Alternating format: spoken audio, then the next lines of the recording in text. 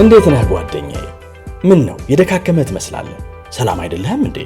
ምን እባክህ ዛሬ ግብር ለመክፈል ገቢዎች ሄጄ ስንት ሰዓት ተሰልፌ ተራ ሳይደርሰኝ ለነገ ተብሎ ይሄው ተመልሼ መጣሁ። ይሄማ ቀላል ነው። መፍትሄው እኮ ተገኝቷል። ምን አይነት መፍትሄ? ይሄውልህ ብርሃን ባንክ ብርሃን ኢታክስ የተሰኘ አገልግሎት ጀምሯል። ይህ አገልግሎት ከገቢዎች ሚኒስቴር ጋር በመተባበር የሚሰጥ አገልግሎት ስለሆነ የግብርህን የገቢዎች ሰነድ ቁጥር በመያዝ ከዚያ የብርሃን ባንክ ደንበኛ ከሆንክ ከፈለክ በሞባይል ባንክ አገልግሎት አሊያም በብርሃን ኢንተርኔት ባንክ አገልግሎት ግብርህን መክፈል ትችላለህ። የባንኩ ደንበኛ ካልሆንክ ደግሞ ወደ ቀረበ የብርሃን ባንክ ቅርንጫፍ ሄደህ ግብርህን መክፈል ነው። ዋው! ይሄማ ትልቅ የምስራች ነው። ቀኔን ያበራኸው። አዎ በብርሃን ባንክ ኢታክስ የግብር ክፍያ አገልግሎት ከረጃጅም ሰልፍ ድነው በፈለጉት ሰዓት በማንኛውም ቦታ ሆነው ግብርዎን መክፈል ይችላሉ። ብርሃን ኢታክስ ፈጣን የግብር መክፈያ አማራጭ። ብርሃን ባንክ እንደ ስማችን ብርሃን ነው ስራችን።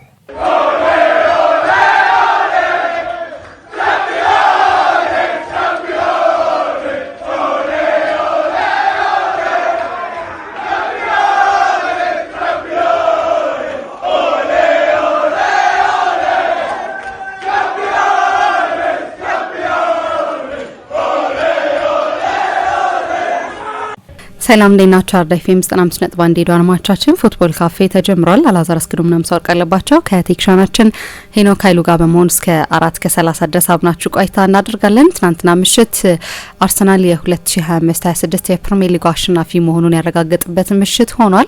ከ22 ዓመታት በኋላ እንግዲህ ዋንጫውን ማሳካቱ ተረጋግጧል። በርንማውዝ ከማንቸስተር ሲቲ ጋር ያደረጉት ጨዋታ አንድ እኩል መጠናቀቁን ተከትሎ አርሰናል እንግዲህ የሳምንቱን መጨረሻ መጠበቅ ሳይኖርበት የፕሪሚየር ሊግ ሻምፒዮን መሆኑን አረጋግጧል።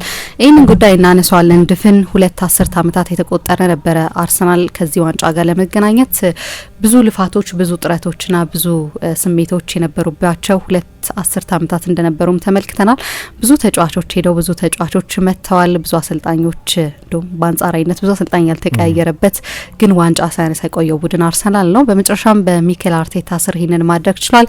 ለአርሰናል ምን ማለት ነው እነዛ 2 አስርት ዓመታትስ እንዴት አለፉ የሚለውን ጉዳይ እናነሳለን። አድማቻችን ከኛ ጋር አብራችሁ እንድትቆዩ ነው የምንጋብዛችሁ። ግን ለሁሉም የአርሰናል ደጋፊ ያው እኛ ሀገር በጣም ብዙ ቁጥር ያላቸው አርሰናል ደጋፊዎች እንዳሉ ይታወቃል።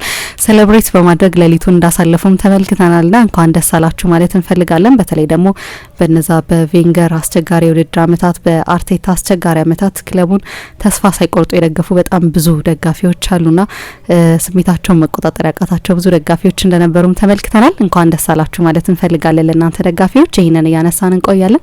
እንዴት አደርካሊስ? እግዚአብሔር ይመስገን። በጣም ደህና ነኝ። እንደምን አደርሽ? እንዴት አለሽ? አላህ እግዚአብሔር ይመስገን። እንዴት ነበር ምሽቱ? አምሳ እንዳነሳሽው አርሰናል እዚህ ሀገር በጣም ከፍተኛ ፋን ቤዝ ያለው ነው። አይ ቲንክ ትላንትና በድጋሚ ትልቅ ማስታወሻ ይመስለኛል የኢትዮጵያ ውስጥ አርሰናል ምን ያህል ግዙፍ እንደሆነ የሚያሳይ የፓርቲ ስሜት ነው ከተማ ውስጥ የነበረው። ሌሊቱን ሙሉ ከሩቅ የሚሰሙ ድምጾች ጭምር ነበሩ። ያው ትላንትና ማንቸስተር ሲቲ ከቦርንመዝ ጋር ያደረገውን ጨዋታ እስካላሸነፈ ድረስ አርሰናል የፕሪሚየር ሊግ ሻምፒዮን ይሆን ነበር። ስለዚህ ሁሉም የአርሰናል ደጋፊ አብዛኛው የአርሰናል ደጋፊ ይሄንን ጨዋታ ምንም ጥያቄ የለውም በጣም በከፍተኛ ኢንትረስት ነው የተከታተለው። በእርግጥ አይዲያል የሚሆነው ራሱ አርሰናል ተጫውቶ ሜዳ ውስጥ ሻምፒዮን ሲሆን ማየት ነው። ግን ይሄም ደግሞ በጣም የተለየ ስሜት የነበር ይመስለኛል ለአርሰናል ደጋፊዎች። ምሳ እንዳነሳሹ የረጅም የውጣ ውረድ ጀርኒ ነው። እኔ ለአርሰናል ደጋፊዎች ያለኝ በጣም ትልቅ ክብር ለአርሰናል ደጋፊዎች ብቻ አይደለም፣ በእርግጥ ለብዙ ክለቦች ደጋፊዎችም ሊሰራ ይችላል። ግን እግር ኳስን መደገፍ ትራንዛክሽናል አይደለም። ያ ክለብ የሚሰጠኝ ዋንጫ ነው በሚል ብቻ አይደለም የምትደግፊው። እና አርሰናል ዋንጫ ካሸነፈ በኋላ የአርሰናል ደጋፊ የሆነ ሰው ቁጥር ሊበዛ ይችላል። አሁን ዋንጫ ሲያሸንፍ ካየው ያላየው ሊበዛ ይችላል። የሆነ መስህብ አለው ማለት ነው ኦብቪየስሊ ክለቡ። ግን ምክንያቱ ግን ዋንጫ ማሸነፍ አይደለም። ምክንያቱ ግን ውጤት አመጣሽ አይደለም። የአርሰናል ያሁኑ ትውልድ ውጤት አመጣሽ ደጋፊ አይደለም። በተለይ በሀያዎቹ አጋማሽ ላሉት እና ከዛ በታች ላሉት ሰዎች የአርሰናልን የሚደግፉበት ምክንያት ላለፉት 15-20 ዓመታት ፕሪሚየር ሊጎች ስላሸነፈ፣ ቻምፒየንስ ሊጎች ስላሸነፈ፣ ሌሎች ብዙ ዋንጫዎች እየወሰደ ስለነበር አይደለም። በታማኝነት ግን እነዚህ የአርሰናል ደጋፊዎች አርሰናልን ሲደግፉ ቆይተዋል። በእርግጥ ፋንደም የክለብ ድጋፍ የሆነ መነሻ ያስፈልጋል። የምትወጁ ተጫዋች፣ የምትወጁ አሰልጣኝ፣ የምትወጁ የእግር ኳስ ስታይል ወይ ስለዛ ክለብ የሚስብሽ ልዩ የሆነ መስህብ ያስፈልጋል። ያ መስህብ አለው ማለት ነው ለነዛ የአርሰናል ደጋፊዎች። ግን በብዙ ነገር ትራንዛክሽናል በሆነ ዓለም ውስጥ የኖርን የአርሰናል ደጋፊዎች ግን ለክለቡ በነዛ የውጣ ውረድ አመታት የሆነ ጊዜ የእንግሊዝ እግር ኳስ ኃይል የነበረ 2 ደብል 1 ኢንቪንሲብል ቻምፒየንስ ሊግ ፍጻሜ፣ ዩሮፓ ሊግ ፍጻሜ፣ 4 ኤፍ ኤ ካፕ፣ ሌሎች 2 ኤፍ ኤ ካፕ ፋይናሎች ያዩ የአርሰናል ደጋፊዎች ከዛ በኋላ የመጡት አመታት ከንጹህ ውጤት አንጻር የሚታይ ከሆነ በጣም አስቸጋሪ አመታት ነበሩ። እሱ ብቻ ሳይሆን እንደ አርሰን ቬንገር አይነት በመጀመሪያዎቹ አመታት በእንግሊዝ እግር ኳስ ውስጥ ትልቁ አብዮተኛ የሚባሉ አይምሬ አሸናፊ የሚባሉ አሰልጣኝ ሳይቀሩ 4ኛ እንደ ዋንጫ ነው ለማለት የተገደዱባቸው አመታት ነበሩ። አርሰናል ከሌሎቹ ትልልቅ ክለቦች ጋር በፋይናንስ በጭራሽ መወዳደር የማይችልበት ሁኔታ ውስጥ ነበር። ምርጦቹን ተጫዋቾች በክለብ ውስጥ ማቆየት የማይችልበት ሁኔታ ውስጥ ነበር። እሳቸው ያንን የ5 አመት ኮንትራት ባይፈርሙ ኖሮ አርሰናል ፋይናንሽሊ በስት የሚሉት እነሱ በአንዳንድ ትልልቅ ክለቦች ላይ እንደሆነው ክለቡ ኦፕሬት ማድረግ የማይችልበት በጣም አደገኛ ሁኔታ ውስጥ ጭምር የነበረበት የክለቡ 2 ከፍተኛ ባለድርሻዎች አሊሸር ኡስማኖቭ እና አሁን የክለቡ ባለቤት የሆኑት ስታን ክሮንኬ መካከል ለ10 አመት የቆየ የእርስ በርስ የአርሰናል ባለቤት የመሆን የሽቅድምድም ጦርነት የነበረበት 2007 ላይ ለ24 አመት የአርሰናል ምክትል ሊቀመንበር መሆንን ጨምሮ ቬንገርንና ሌሎች ትልልቅ ሰዎችን ያመጡት የዴቪድ ዲን አይነት ትልቅ ሰው መልቀቅ እና ደግሞ በነዛ አመታት አርሰናል ለዋንጫ የተፎካከረባቸው አመታት ላይ እንግዲህ 5 ጊዜ ሁለተኛው ሆኗል። ከዚያ ለመጨረሻ ጊዜ ዋንጫ ከወሰደ በኋላ በቅርብ ጊዜ በአርቴታ ዘመን በተለይ ደግሞ ለዋንጫ እጅግ የተቃረቡባቸው አርቴታ ራሱ ወደ አርሰናል ሲመጣ የጓርዲዮላና የክሎፕ ዘመን ላይ ነው ወደ አርሰናል የመጣው። የርገን ክሎፕ የሊቨርፑል ሌጀንደሪ አሰልጣኝ ናቸው። ጓርዲዮላ የማንቸስተር ሲቲ ሌጀንደሪ አሰልጣኝ ነው። ከነዚህ 2 ጃይንቶች ጋር በጣም ኃይለኛ በሆነ የሜዳ ውስጥና ከሜዳ ውጪ ምስቅልቅል ውስጥ የነበረ እሱ ኃላፊነቱን በተረከበበት ጊዜ 11ኛ ስፍራ ላይ የተቀመጠ እና ከሜዳ ውስጥ ባሻገር ከሜዳ ውጭ ያለው መዋቅራዊ መዛነፍ ረጅም ጊዜ የሚፈጅ ሽግግር እንዲኖር ያደረገ መጨረሻ ላይ ግን በትዕግስት በጣም በአስደናቂ ፕላኒንግ በተዋጣላቸው ዝውውሮች በአስደናቂ ማሰልጠን እና ለረጅም ጊዜ ትራንዛክሽናል ባልሆነ የክለብ መውደድ ስሜት ሲደገፉት በቆዩት ደጋፊዎቹ ምክንያት መጨረሻ ላይ ከእንግሊዝ እግር ኳስ ታላላቆች መካከል አንዱ የሆነው አርሰናል ከጥልቅ እንቅልፉ ነቅቷል ትላንት እና የፕሪሚየር ሊግ ሻምፒዮን ሆኗል። የውድድር ዘመኑ ከዚህም ተውቦ ሊያልቅ ይችላል። በ10 ቀን ውስጥ የቻምፒየንስ ሊግ ፍጻሜ አለ። ያንን ዋንጫ የሚያሸንፍ ከሆነ ደግሞ በአርሰናል የ140 አመት ታሪክ ውስጥ የመጨረሻ ውብ የውድድር ዘመን ሊሆን ይችላል። ቻምፒየንስ ሊግ አሸንፈው አያውቅም። ፕሪሚየር ሊግና ቻምፒየንስ ሊግን በእንግሊዝ ሀገር 5 ቡድኖች ብቻ ናቸው በጠቅላላው በአንድ አመት ያደረጉት። ስንት ታላላቅ ቡድኖች አሳይቶናል የእንግሊዝ እግር ኳስ። ግን ሬር ነው በአንድ አመት የዩሮፒያን ካፕ አሸናፊና የፕሪሚየርሺፕ አሸናፊ የፕሪሚየር ሊግ አሸናፊ የሀገር ውስጥ የሊግ ውድድር አሸናፊ መሆን በስንት ጊዜ አንድ ጊዜ የሚፈጠር ነው። ጥቂት ቡድኖች ብቻ ናቸው ይህንን ያደረጉት። ከነዚያ ተርታም ሊሰለፍ የሚችልበት ከትላንትናው ምሽት የአርሰናል ደጋፊዎችም ደስታ በላይ ሊጥም የሚችልበት እድል አለ። አላለቀም ለአርሰናል ሌላ ትልቅ ፌስቲቫል ኦፍ ኮርስ ብቻውን በቂ ነው ለዚህ የውድድር ዘመን። ግን ይሄ ድጋፍ ይሄ ደስታ ለአርሰናል ደጋፊዎች ይገባቸው ነበር። በተለይ ደግሞ ጸንተው ሲደግፉ ለቆዩ አርሰናል ደጋፊዎች ውጤት ወለድ ውጤት አመጣሽ ባልሆነ ታማኝ ድጋፋቸው ምክንያት ለታማኝነታቸው የተሰጠ ሎያሊቲ ነው፣ ሽልማት ነው ማለት ይቻላል። ስለዚህ ትልቅ ነው አርሰናል ኢትዮጵያ ውስጥ በደጋፊዎቹ ቁጥርም በሚስበው ትኩረትም በሚስበው አቴንሽንም በሚስበው መነጋገሪያነትም ምክንያት በጣም በጣም ትልቅ ነው። እናውቃለን። ይሄንን ትላንትና እንደገና እንድናስታውሰው የንበት ይመስለኛል። ስለዚህ በጣም ትልቅ ምንም ጥያቄ የለውም ትልቅ ምሽት ነበር ለአርሰናል ከአርሰናል ጋር ቁርኝት ላላቸው ሰዎች ሁሉ። ስለዚህ ምሳ እንዳነሳሹ እንኳን የአርሰናል ደጋፊዎችን እንኳን ደስ ያላችሁ ማለት ፈልጋለሁ። እኔም ይገባቸዋል።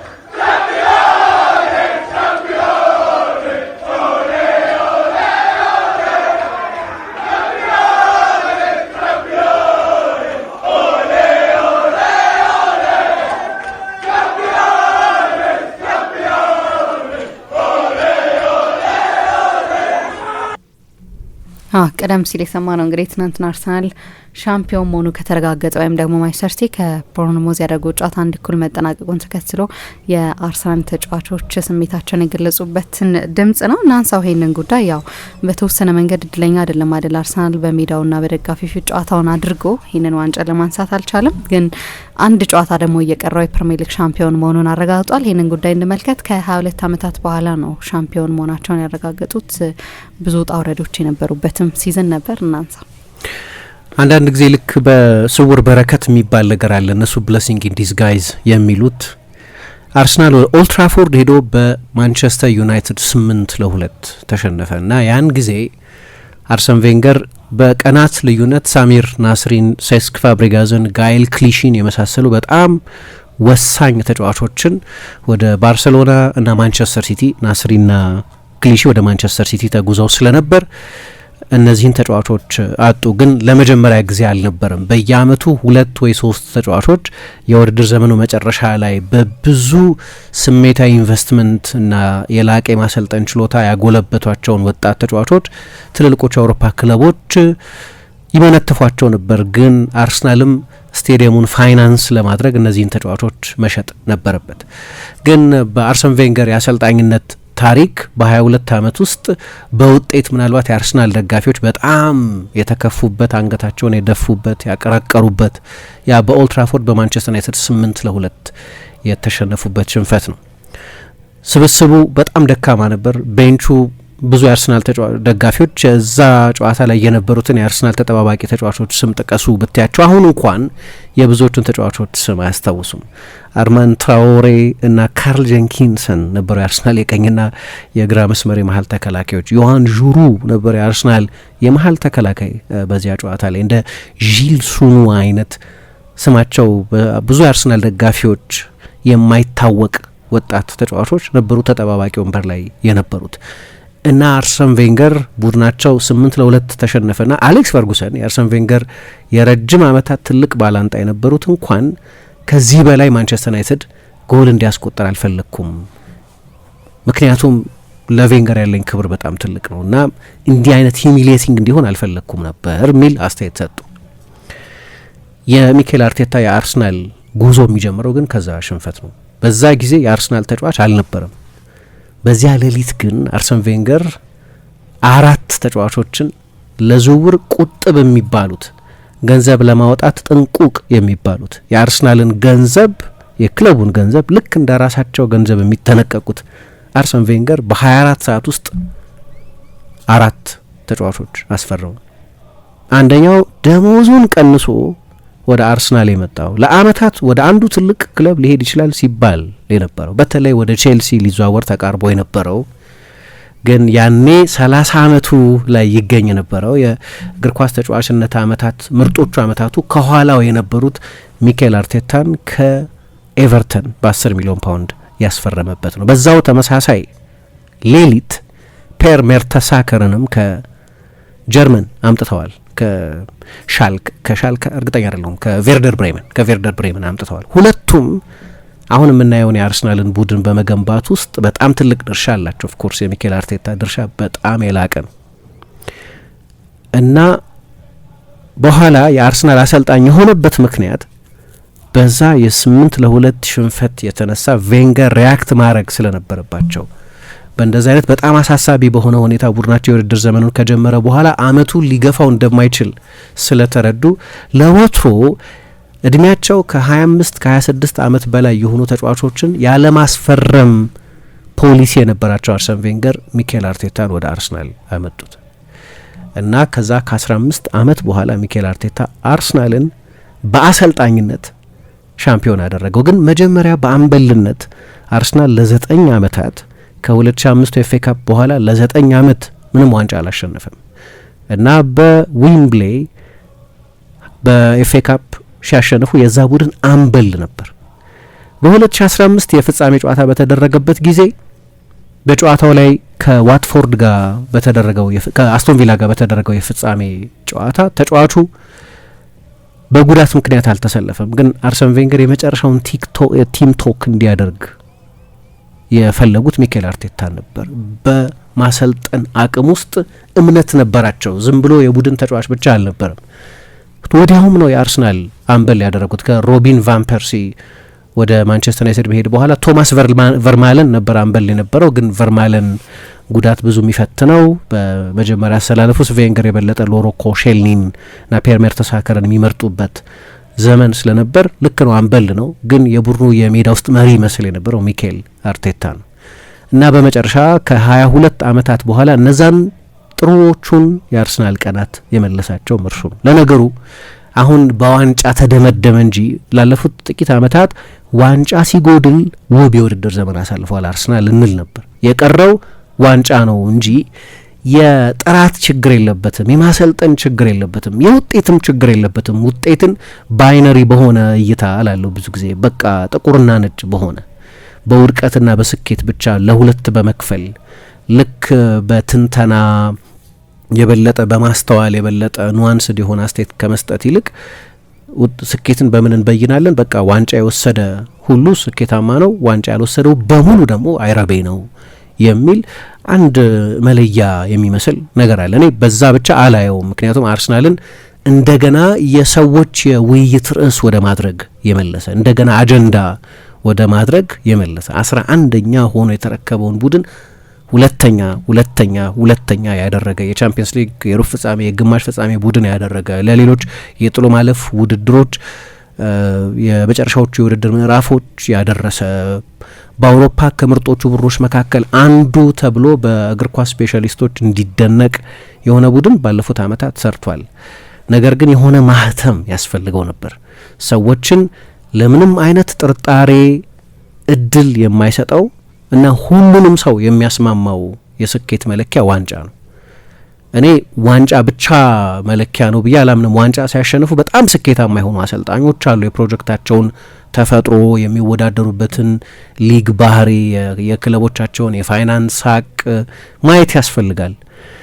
ለምሳሌ በእኔ አስተያየት ቬንገር ዋንጫም ሳይወስዱ በጣም ስኬታማ ነበሩ በመጨረሻዎቹ ዓመታት። ምክንያቱም የአርሰናል የፕሮጀክቱ ተፈጥሮ በጊዜው ከነበሩት ማንቸስተር ሲቲ፣ ቼልሲ እና ማንቸስተር ዩናይትድ በላይ ዋንጫ ለማሸነፍ የሚቻል አልነበረም። በየአመቱ ከዋክብት የሚባሉ ተጫዋቾቻቸውን በሙሉ ሲነጠቁ፣ በየአመቱ የስቴዲየም እዳ ሲከፍሉ፣ የሃይብሪን አፓርታማዎች መሸጥ ሲያቅታቸው፣ አርሰናል በ2008 የፋይናንስ ክራይሲስ ጊዜ በነበረው ከፍተኛ የሞርጌጅ የቤት ሽያጭ ክራይሲስ ምክንያት በጣም ኃይለኛ የፋይናንስ አደጋ ውስጥ የገባበት እንደ ዋስትና ሆነው ባንክ ለአርሰናል ገንዘብ ማበደረው ቬንገር የ5 ዓመት ኮንትራት ከፈረመ ብቻ ነው ብሎ እሳቸውን እንደ ዋስትና ወስዶ ጭምር ሰውየው ለ20 ተከታታይ ዓመታት አርሰናልን በቻምፒየንስ ሊግ እንዲሳተፍ በቻምፒየንስ ሊግ ታሪክ ሬከርድ ነው። 20 ተከታታይ ዓመት መሳተፍ ኮንሲስተንት የቻምፒየንስ ሊግ ተሳታፊ የነበረ ቡድን ነው።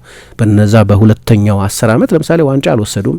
እኔ ዝም ብሎ ሰዎች እንደሚሉት አይነት ፌለር ነው አይደለም። አንዳንድ ጊዜ ዋንጫ ሳታሸንፊ እንደ ፕሮጀክቱ ተፈጥሮ እንደ ፕሮጀክቱ ባህሪ ለምሳሌ ፖቼቲኖ በቶተናም ስኬታማ ነበር፣ ዋንጫ አልወሰደም።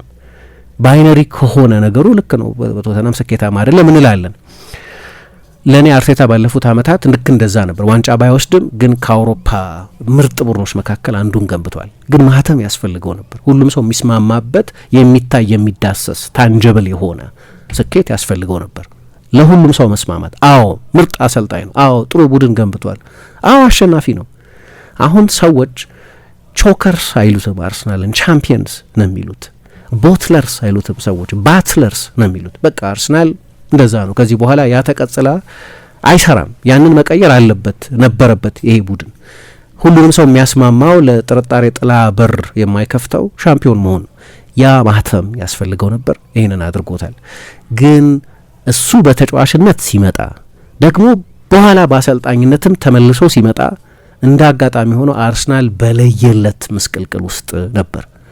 ቅድም እንዳነሳሁት ከሁለት ጨዋታዎች በኋላ 10-2 ነበር የአርሰናል የፕሪሚየር ሊግ የመጀመሪያዎቹ 2 ጨዋታዎች ድምር ውጤት። አሁን ድንገት ቼጎቫራን ሆነና የአርሰናል ዕጣ ፈንታ ቀየረ አልለውም፣ ግን ከዛ 8-2 ሽንፈት በኋላ ለአርሰናል ደጋፊዎች የቻምፒየንስ ሊግ ቦታን ማሰብ እንኳን ማይቻል ነበር። 3ኛ ሆኖ የጨረሰው በዛ የውድድር ዘመን በጣም ጉልህ ድርሻ ነበረው። ለአርሰናል ከፈረመበት ጊዜ ጀምሮ እስከ ውድድር ዘመኑ መጨረሻ ድረስ እያንዳንዷን ጨዋታ ተጫውቷል። በመጀመሪያው ከስዋንሲ ጋር በተደረገው ጨዋታ የአርሰናል የቅጣት ምቶችና የማዕዘን ምቶች መሪ አድርገውት ነበር። አርሰን ቬንገር በቶሎ ለሊደርሺፕ ያመኑበት ተጫዋች ነበር። ቅድም እንዳነሳሁት ከረጅም ጊዜ በኋላም እንግዲህ አርቴታ በተጫዋችነት ለምሳሌ እንደ ቀድሞ የአርሰናል የአማካይ ክፍል ጀነራል እንደ ፓትሪክ ቪዬራ ከሌጀንደሪ ተጫዋቾች መካከል አንደኛው አይደለም ይሆናል። በአርሰናል የዋንጫ ማምረት ዘመን የነበረ ተጫዋች አልነበረም። ግን ኦልሞስት ከዴኬድ ከ10 ዓመት በኋላ አርሰናል ከዋንጫ ጋር እንደገና ሲገናኝ የዚያ ቡድን ግን አንበል ነበር። በተጫዋችነቱ ወደ አርሰናል ሲመጣ አርሰናል ኃይለኛ ምስቅልቅል ውስጥ ነበር እና ለአርሰናል ለመጫወት በነበረው ቁርጥ ሀሳብ ምክንያትም ከፍተኛ ደሞዝ ከኤቨርተን ሲመጣ ቀንሶ ነው ወደ አርሰናል የመጣው። በአሰልጣኝነቱም ኃላፊነቱን በተረከበበት ጊዜ አርሰናል 11ኛ ነበር። ቅድም እንዳልኩት በመልበሻ ክፍል ውስጥ ከፍተኛ የአንድነት ችግር ነበር። ድህረ ቬንገር አርሰናል ነበር። አርሰናል በኡናይ ኤሜሪ አሰልጣኝነት አንድ ሙሉ ሲዝን፣ ቀጥሎ ደግሞ በጣም የተረበሸ የመጀመሪያ የውድድር ዘመን 1/3ኛን አሳለፈ እና በዛ ሰሞን የነበረውን ቅዝቃዜ ማሰብ ይቻላል። የአርሰናል ደጋፊዎች የሚረሷቸው ጊዜያት አልነበሩም። በአርሰን ቬንገር የመጨረሻዎቹ ዓመታት የአርሰናል ስቶሪ ቬንገር ኢን እና ቬንገር አውት በሚሉ የአርሰናል ደጋፊዎች የተከፈለ አቋም ይናጥ የነበረበት ዘመን ነው። ያኔ እንዲያውም የስቴዲየሙ እዳ ጉዳይ ቀሎ ተጫዋቾች ማስፈረም በጀመሩበት ጊዜ ሁለተኛ ሆኖ በጨረሱበት በ4 ዓመት 3 ጊዜ ኤፍ ኤ ካፕ ባሸነፉበትም ጊዜ ጭምር ይሄው ዲቪዥን ነበር። በተለይ በ2016 ሌስተር ሲቲ የፕሪሚየር ሊግ ሻምፒዮን ከሆነ በኋላ አሁን ነበረኛ አጋጣሚ። ምክንያቱም ሌሎቹ ትልልቅ ቡድኖች በተዳከሙበት ጊዜ እንኳን ከሌስተር በልጠን ዋንጫ መውሰድ አልቻልንም የሚል መብሰልሰል የነበረበት ወቅት ነው ያ ወቅት። ከዛ ኤሜሪ መጡ። ከክለቡ ጋር በስሜትም በፍልስፍናም በተለይ በሁለተኛው የውድድር ዘመን መስማማት አልቻሉም ሰውየው። ስለዚህ አርሰናልን በተረከበበት ጊዜ አርሰናል ወደ ኢሬሌቫንስ እየተጓዘ የነበረበት ወቅት ላይ ነው አርሰናልን የተረከበው።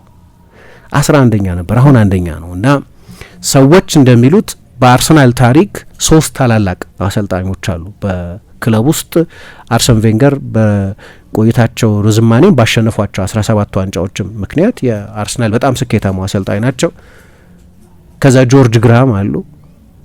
ከነሱ ሁሉ ቀድሞ ደግሞ በእግር ኳስ የታክቲክ እድገት ውስጥ ከሁለቱ የዓለም ጦርነት በፊት ትልቁ አብዮተኛ የሚባሉት ኸርበርት ቻፕማን አሉ።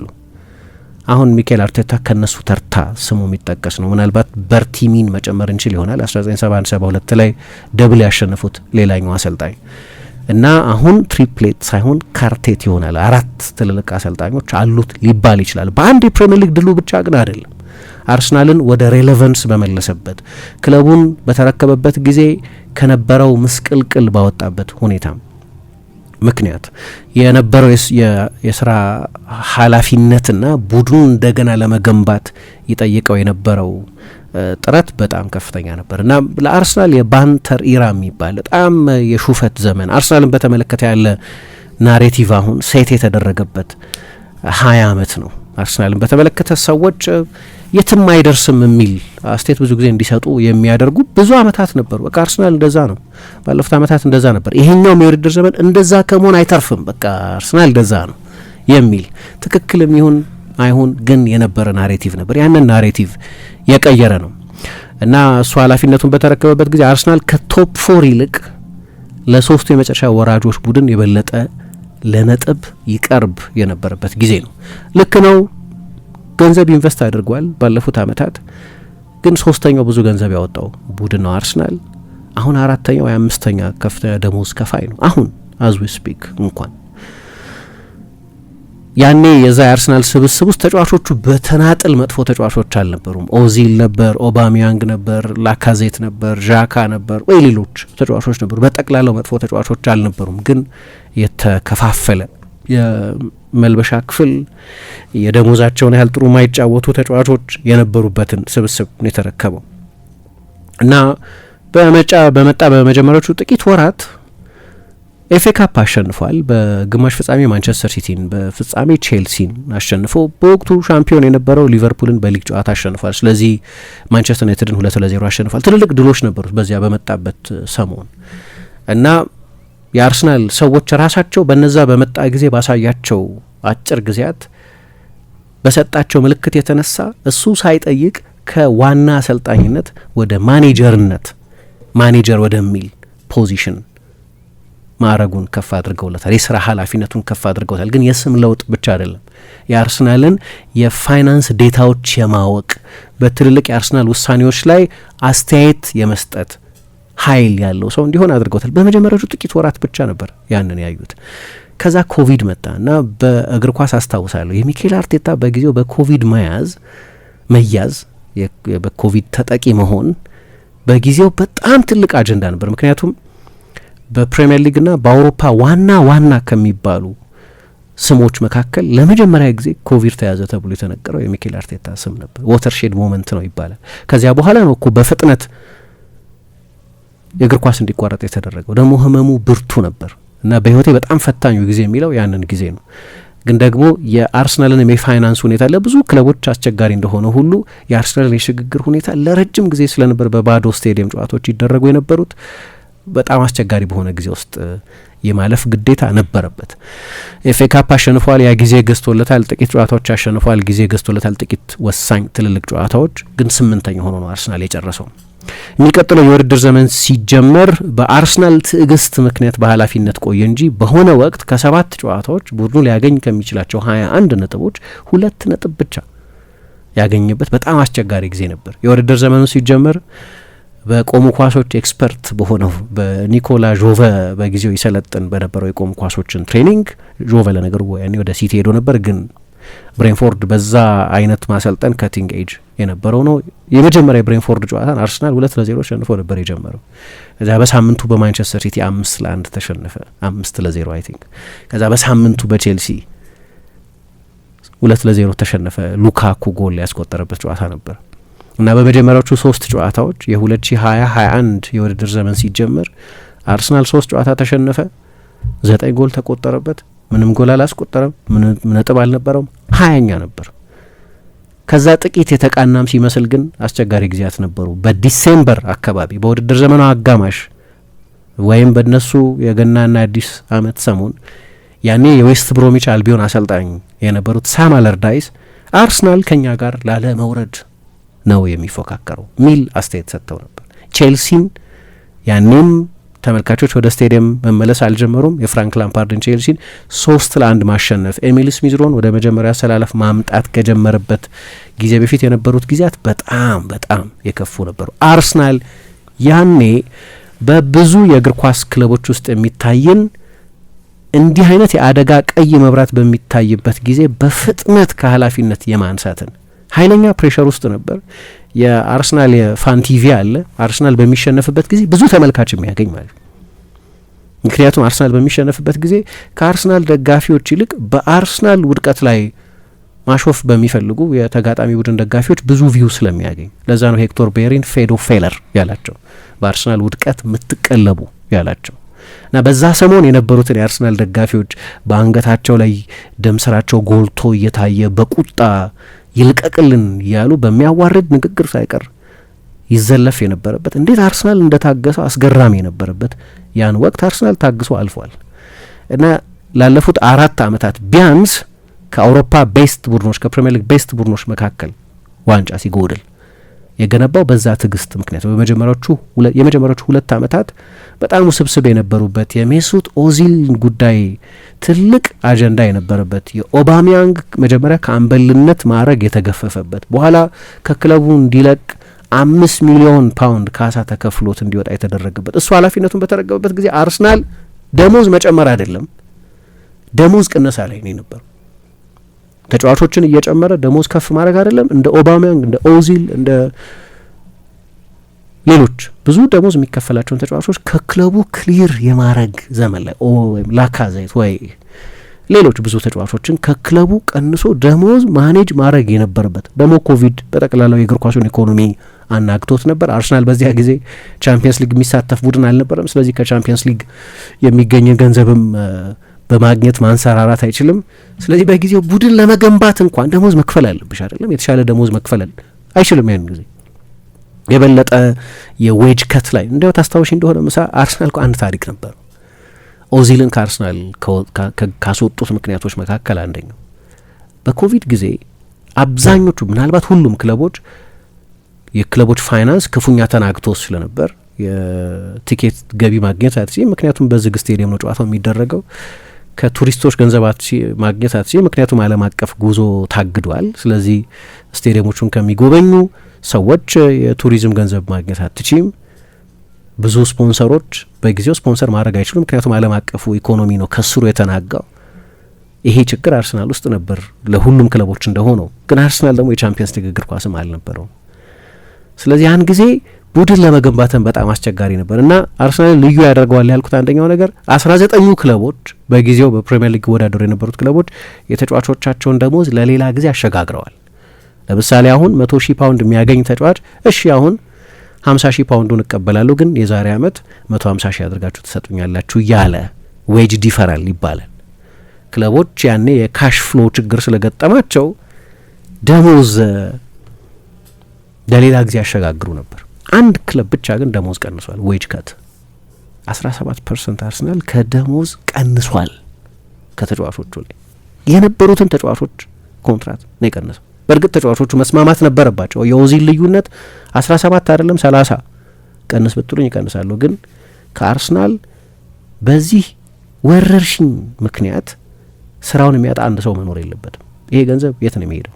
እሱን ምን ማወቅ አለብኝ አለ። ችግር የለም እጥፍ መቀነስ እችላለሁ አለ። የአርሰናል ከፍተኛ ተከፋይ የነበረው እሱ ነው። የአርሰናል ሰዎች ይህንን ማብራሪያ አልሰጡትም። ኦኬ አንደኛው የጥላቸው ምክንያት እርሱ ነው። ግን አርሰናል የነበረበትን የፋይናንስ ሁኔታም አርቴታ የመጣበትንም የአርሰናል ሁኔታም ማስታወስ ያስፈልጋል። ልክ ነው። ባለፉት ዓመታት ኢንቨስት አድርጓል እና የኢንቨስትመንቱ ውጤት በተከታታይ ዓመታት ክሎፕና ጓርዲዮላ ባሉበት ፕሪሚየር ሊግ ለዋንጫ የሚፎካከር ቡድን አድርጎታል። ቻምፒየንስ ሊግ ሴሚፋይናሊስት አድርጎታል። ግን ከባድ ጊዜ ውስጥ ነው ወደ አርሰናል ሚኬል አርቴታ የመጣው እና ይህንን የፕሪሚየር ሊግ የሻምፒዮንነት ድል ያለ እነዛ አስቸጋሪ ጅማሬዎች ማሰብ አይቻልም። አሁንም ቢሆን ምን ይባላል ብዙ ጊዜ መጠቅሰው የነ ኩፐር መጽሐፍ ሶከርኖሚክስ ላይ እንደሚባለው የአንድን ቡድን ውጤት በአመቱ መጨረሻ የሚወስነው ለዝውውር የወጣ ገንዘብ ሳይሆን ለተጫዋቾች የሚከፈል ደሞዝ ነው። ይሄ ለአመታት ለግማሽ ክፍለ ዘመን ወደ ኋላ ተጠንቶ ከሞላ ጎደል ትክክለኝነቱ የተረጋገጠ ጥናት። አርሰናል 5ኛ ነው አሁን በደሞዝ ቀዳሚ ከፋይ አይደለም ደሞዝ በመክፈል እንኳን በኢንቨስትመንትም ቢሆን ቀላል ኢንቨስትመንት አይደለም። በተለይ ከቬንገር አመታት ጋር የምናነጻጽረው ግን 3ኛ ነው አርቴታ ከመጣበት ጊዜ ጀምሮ። አሁን ለአርሰናል ደጋፊዎች ጉዳዩ ገንዘብ እንዳልሆነ አውቃለሁ። ግን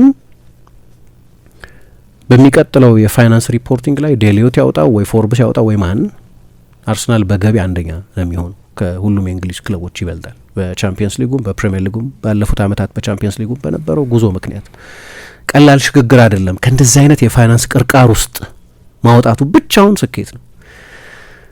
ግን ይሄ ምንድነው ዌጅ ቱ ሬቬኒው ሬሾ የሚባል ደግሞ አለ። በቬንገር ጊዜ ባንኮች ለአርሰናል ካስቀመጧቸው ግዴታዎች መካከል አንደኛው አርሰናል ከጠቅላላ ገቢው ከ50% በላይ ደሞዝ መክፈል አይችልም ነበር። በጭራሽ ከክለቦች ከሌሎች ትልልቅ ክለቦች ጋር በደሞዝ መፎካከር ማይታሰብ። ብዙዎቹ ተጫዋቾች የዋንጫ እጦት ብቻ ሳይሆን የደሞዝ እንሰትም ነው ከአርሰናል ያስወጣቸው የነበረው። ተጫዋቾች መጨረሻ ላይ ፕሮፌሽናሎች ናቸው። ስለዚህ ፕሮፌሽናል ህልም አላቸው፣ ግን ደግሞ ስራቸው ነው። ስለዚህ በተሻለ ገንዘብ ማግኘትም አለባቸው። ሌሎች ክለቦች በሙሉ እስከ 80% የሚሆነውን መጠቀም ይችሉ ነበር ከጠቅላላ ገቢያቸው። አንድ ሰው ሲጽፍ ልክ ነው። ማንቸስተር ሲቲ እንኳን አሁን በዚህ ውድድር ዘመን ከአርሰናል ጋር በደሞዝ ሲነጻጸር የ5 ቡካዮ ሳካዎችን ደሞዝ በላይ ይከፍላል። ሽግግር ላይ ያለ እንደ ደብሮይና አይነት ሲኒየር ብዙ ደሞዝ የሚከፈላቸውን ተጫዋቾችም ለቆ ጭምር። ስለዚህ ያንን ሂደት ማሰብ ያስፈልጋል። ከዛ በኋላ እንግዲህ ጡብ በጡብ ላይ በሂደት ብሪክ ባይ ብሪክ ቡድኑ ሲገነባ ቆይቷል። ዋናው የሚመስለኝ 2018 ላይ የነበረ ትልቅ ጥፋት ነው።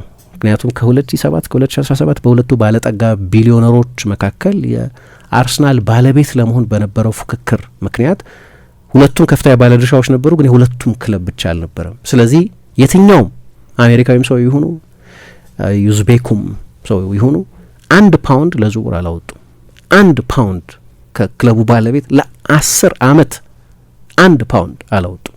2018 ላይ ቴክ ኦቨሩ ተጠናቀቀ እና ስታን ክሮንኬ እና ኬኤስሲኢ የአርሰናል ባለቤት ማጆሪቲ ሼር ሆልደርስ ሆነው የክለቡ ባለቤቶች እነዚህ አሜሪካኖቹ ናቸው። ጆሽ ክሮንኬ፣ ስታን ክሮንኬ አባትየው ትላንትናም በቀደም በነበረው ጨዋታ ሙሌ የምናየው ጆሽ ክሮንኬ እሳቸው ልጅ እነሱ አርሰናልን ያዙትና ከዛ በኋላ አሁን በቅርብ ጊዜ የምናያቸውን ዝውውሮች መጀመሪያ በደንብ የስቴትመንት ዝውውር የፈጸሙት ቶማስ ፓርቴን ከአትሌቲኮ ማድሪድ በ50 ሚሊዮን ሲገዙ ነው። ከዛ ጋብርኤል ማጋሌሽ፣ ከዛ ሌሎች ተጫዋቾችን ባለፉት ዓመታት ኦደጋርድን በ20 ምናምን ሚሊዮን ሌሎች ተጫዋቾችንም ማስፈረም የጀመሩት ከዚያ በኋላ ነው። አርሰናል በደንብ ገንዘብ ማውጣት የጀመረው ከዛ በኋላ ነው። በቅርብ ጊዜ ራይስ፣ የሀቨት፣ የኦኬሬስ፣ የኤዜ የሌሎቹን ተጫዋቾች ዝውውሮች መሆን የጀመሩት ከዛ በኋላ ነው። ትልቅ ጥፋት ነበር። መጨረሻ ላይ የአሰልጣኙ የማሰልጠን ርቀት ምንም ያህል አስደናቂ ቢሆንም ግን ኢንቨስትመንት በጣም ወሳኝ ነው እና ብዙዎቹ ዝውውሮች 8 ከ10 7 ከ10 ናቸው። ባለፉት 4-5 ዓመታት አርሰናል የፈጸማቸው ዝውውሮች ጋብርኤል ማጋሌሽ፣ ዊሊያም ሳሊባ፣ ዩሬን ቲምበር፣ ካይ ሃቨርትዝ፣ ቡካዮ ሳካ፣ ማርቲን ኦዴጋርድ፣ ሪኪ ካላፊዮሪ፣ ዳቪድ ራያ፣ ሌሎች ብዙ ተጫዋቾች መጥቀስ ይችላሉ። ብዙዎቹ ዝውውሮች 7 ወይ 8 ከ10 የሚሰጣቸው አይነት ዝውውሮች ናቸው። ግን እኔ ይህንን የአርሰናልን ቡድን ሳስብ የሚታየኝ ዝርዝር ጉዳይ ነው። አርሰናልን ሻምፒዮን ያደረገው ዝርዝር ዝግጅት ነው። አሰልጣኙ ለእያንዳንዱ ጥቃቅን ለሚመስል ታክቲካዊ ጉዳይ ይሁን፣ ስነ ልቦናዊ ጉዳይ ይሁን፣ የሞቲቬሽን ጉዳይ ይሁን፣ የኢንፍራስትራክቸር ጉዳይ ይሁን፣ የሎጂስቲክስ ጉዳይ ይሁን ንቆ የሚተወው ዝርዝር ጉዳይ የለም። አርሰናልን ሻምፒዮን ያደረገው የአርቴታም ዲቴይል ነው። ያ ትልቅ ኦርጋናይዜሽናል ሺፍት በጣም አስፈላጊ ነበር። ምክንያቱም ቬንገር ለቀቁ። ስለዚህ የማኔጀሪያል ሲኦ የሚባለው የክለብ ሞዴል ቀረ እና ሌላ ሃይራርኪ ያስፈልግ ነበር። ኤሜሪ ሄድ ኮች ነበሩ እንጂ ልክ እንደ ቬንገር አይነት ከዋና ቡድን እስከ አካዳሚ ያለውን የሚቆጣጠሩ ከኤጀንቶች ጋር የሚነጋገሩ የተጫዋቾች ዝውውር ላይ የመጨረሻ ወሳኙ ሰው የተጫዋቾች የኮንትራት እደሳ ላይ የመጨረሻ ወሳኙ ሰው አልነበሩም። የሞዴል ለውጥ አድርጎ ነበር። የዳይሬክተር ኦፍ ፉትቦል ሪሌሽንስ የሚባል አዲስ ዲፓርትመንት ነበረው። ራውል ሳንሌሂ የሚባሉ ሰው ከባርሴሎና መጣ።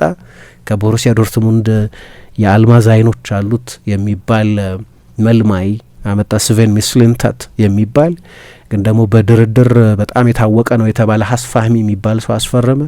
ሪቻርድ ጋርሊክ የሚባል ሌላ ባለሙያ መጣ። የአርሰናልን የኮሜርሻል ዲፓርትመንት የሚቆጣጠሩ አሁን የቶተናም ሲኢኦ የሆኑትን ቪናይ ቬንካትሸም የሚባሉን ሰው ሾመ እና ሞዴሉ ሌላ ነበር፣ ግን የተወዣበረ ነበር። ረጅም ጊዜ መቆየት አልቻለም። ምክንያቱም የዚህ ሁሉ አለቃ የፒራሚዱ ጫፍ የነበሩት አይቫን ገዚዲስ ቬንገር ከለቀቁ ከ2 ወር በኋላ የኤሲ ሚላን ሲኢኦ ሆነው የኤሊየት ማኔጅመንት ሄጅ ፈንድ ዋና ሰው ሆነው ወደ ኤሲ ሚላን ሄዱ። እንደገና አርሰናል ሪሞዴል ማድረግ ነበረበት።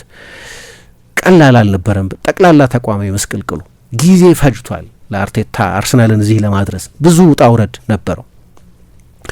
ግን የሱን ክሬቲቪቲ የሱን ለየት ያለ ማሰብ የሚጠይቁ ብዙ ነገሮች ግን አድርጓል። ብዙ ዘገባዎች እያየሁ ነበር ሌሊቱን ምሳ።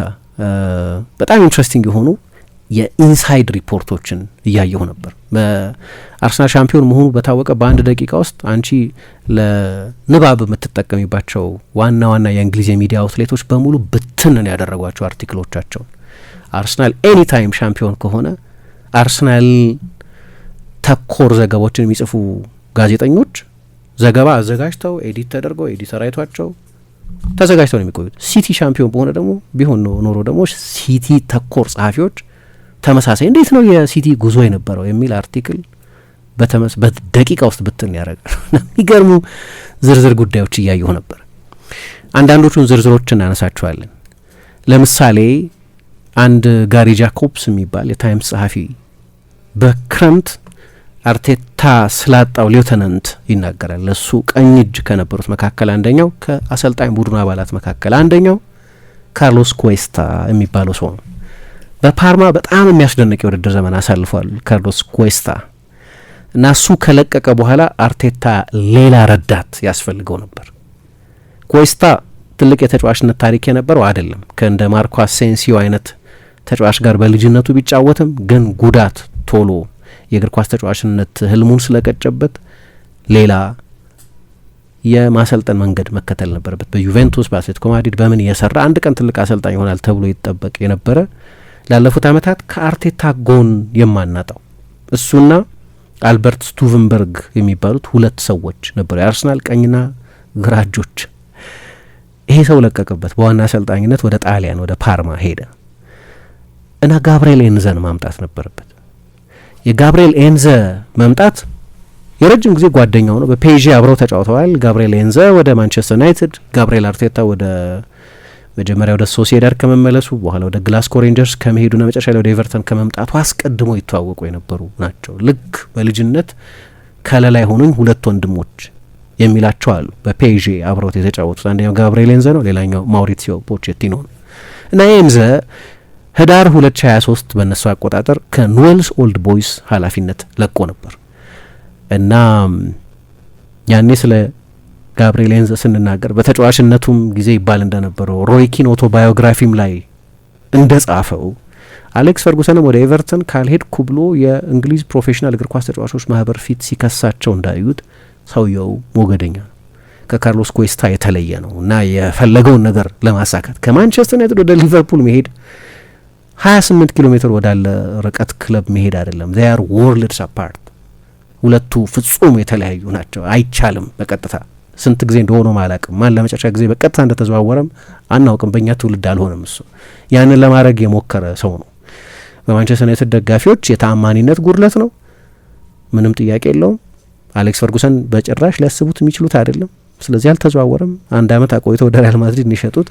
ግን እንደዛ አይነት አንኮምፕሮማይዚንግ ተፈጥሮ ያለው ሰው በልምምድ ሜዳ ላይ ከተጫዋቾች ስልክ የሚቀማ ፕሌይስቴሽን እንዳይጫወቱ የሚከለክል ኃይለኛ የዲስፕሊን የኢንቴንሲቲ ሰው ነው ያመጣው እና እሱ በዚህ ውድድር ዘመን ለአርሰናል ስኬት ውስጥ ትልቅ ድርሻ አለው ተብሎ ይጠቀሳል። ሌላ ምዕራፍ ያስፈልጋቸው ነበር። ያኔ በጊዜው እንደተናገር ነው ይሄ የማንቸስተር ዩናይትድ መልበሻ ክፍል ውስጥ የነበረ ፕሪሚየር ሊጎች ያሸነፈ፣ በሪያል ማድሪድ የነበረ ላሊጋዎች ያሸነፈ የፔዤ ተጫዋች የነበረ፣ በሀገሩ ለትልልቅ ክለቦች የተጫወተ፣ በኋላ አሁን የፔዤ አሰልጣኝ በሆነው ሉዊስ ኤንሪኬ ስር ሮማ ውስጥ የተጫወተ፣ ከትልልቅ አሰልጣኞች ጋር የመስራት እድልና ታሪክ የነበረው ከፋቢዮ ካፔሎ፣ ከአሌክስ ፈርጉሰን፣ ከኤንሪኬ በወጣትነቱ ጊዜ በማርሴሎ ቢኤልሳ፣ በሌሎች ትልልቅ አሰልጣኞች ስር መሰልጠን እድል የሆነለት ግን ከአርቴታ ጋር የ20 ዓመት ጓደኛ የነበረውን ሰው አመጣው እና ምን ይላሉ አርቴታ አንዱ ያመጣበት ምክንያት የማይተነበይ ሰው በመሆኑ ምክንያት ነው። ዛሬ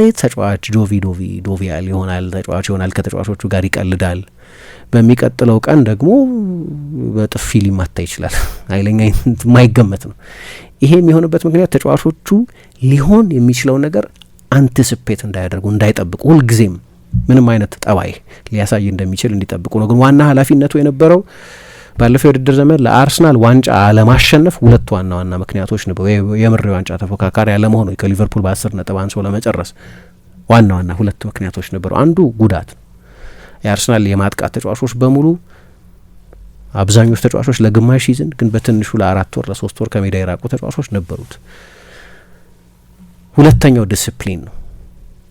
አምና 70 ቢጫ ካርድና 6 ቀይ ካርድ ተመልክተው ነበር የአርሰናል ተጫዋቾች። ለአርሰናል አሳሳቢ ነበር፣ ለአርቴታ አሳሳቢ ነበር። አንዳንዶቹ ቀይ ካርዶች እሱ ማይስማማባቸው ቢሆኑ ራይስ ከብራይተን ጋር ወይ ትሮሳር ከሲቲ ጋር በቀይ ወጡባቸው ውሳኔዎች፣ ግን መጨረሻ ላይ አርሰናልን ከዋንጫ ፉክክር ውጪ ያደረገ በጣም ትልቅ ምክንያት ነበር የዲሲፕሊን ምክንያት እና አንደኛው የዚህ ዲሲፕሊነሪያን ኃላፊነት የጋብርኤል ኤንዘ አምና ዋንጫ ያሳጣን አንደኛው ምክንያት የዲሲፕሊን ችግር ነው።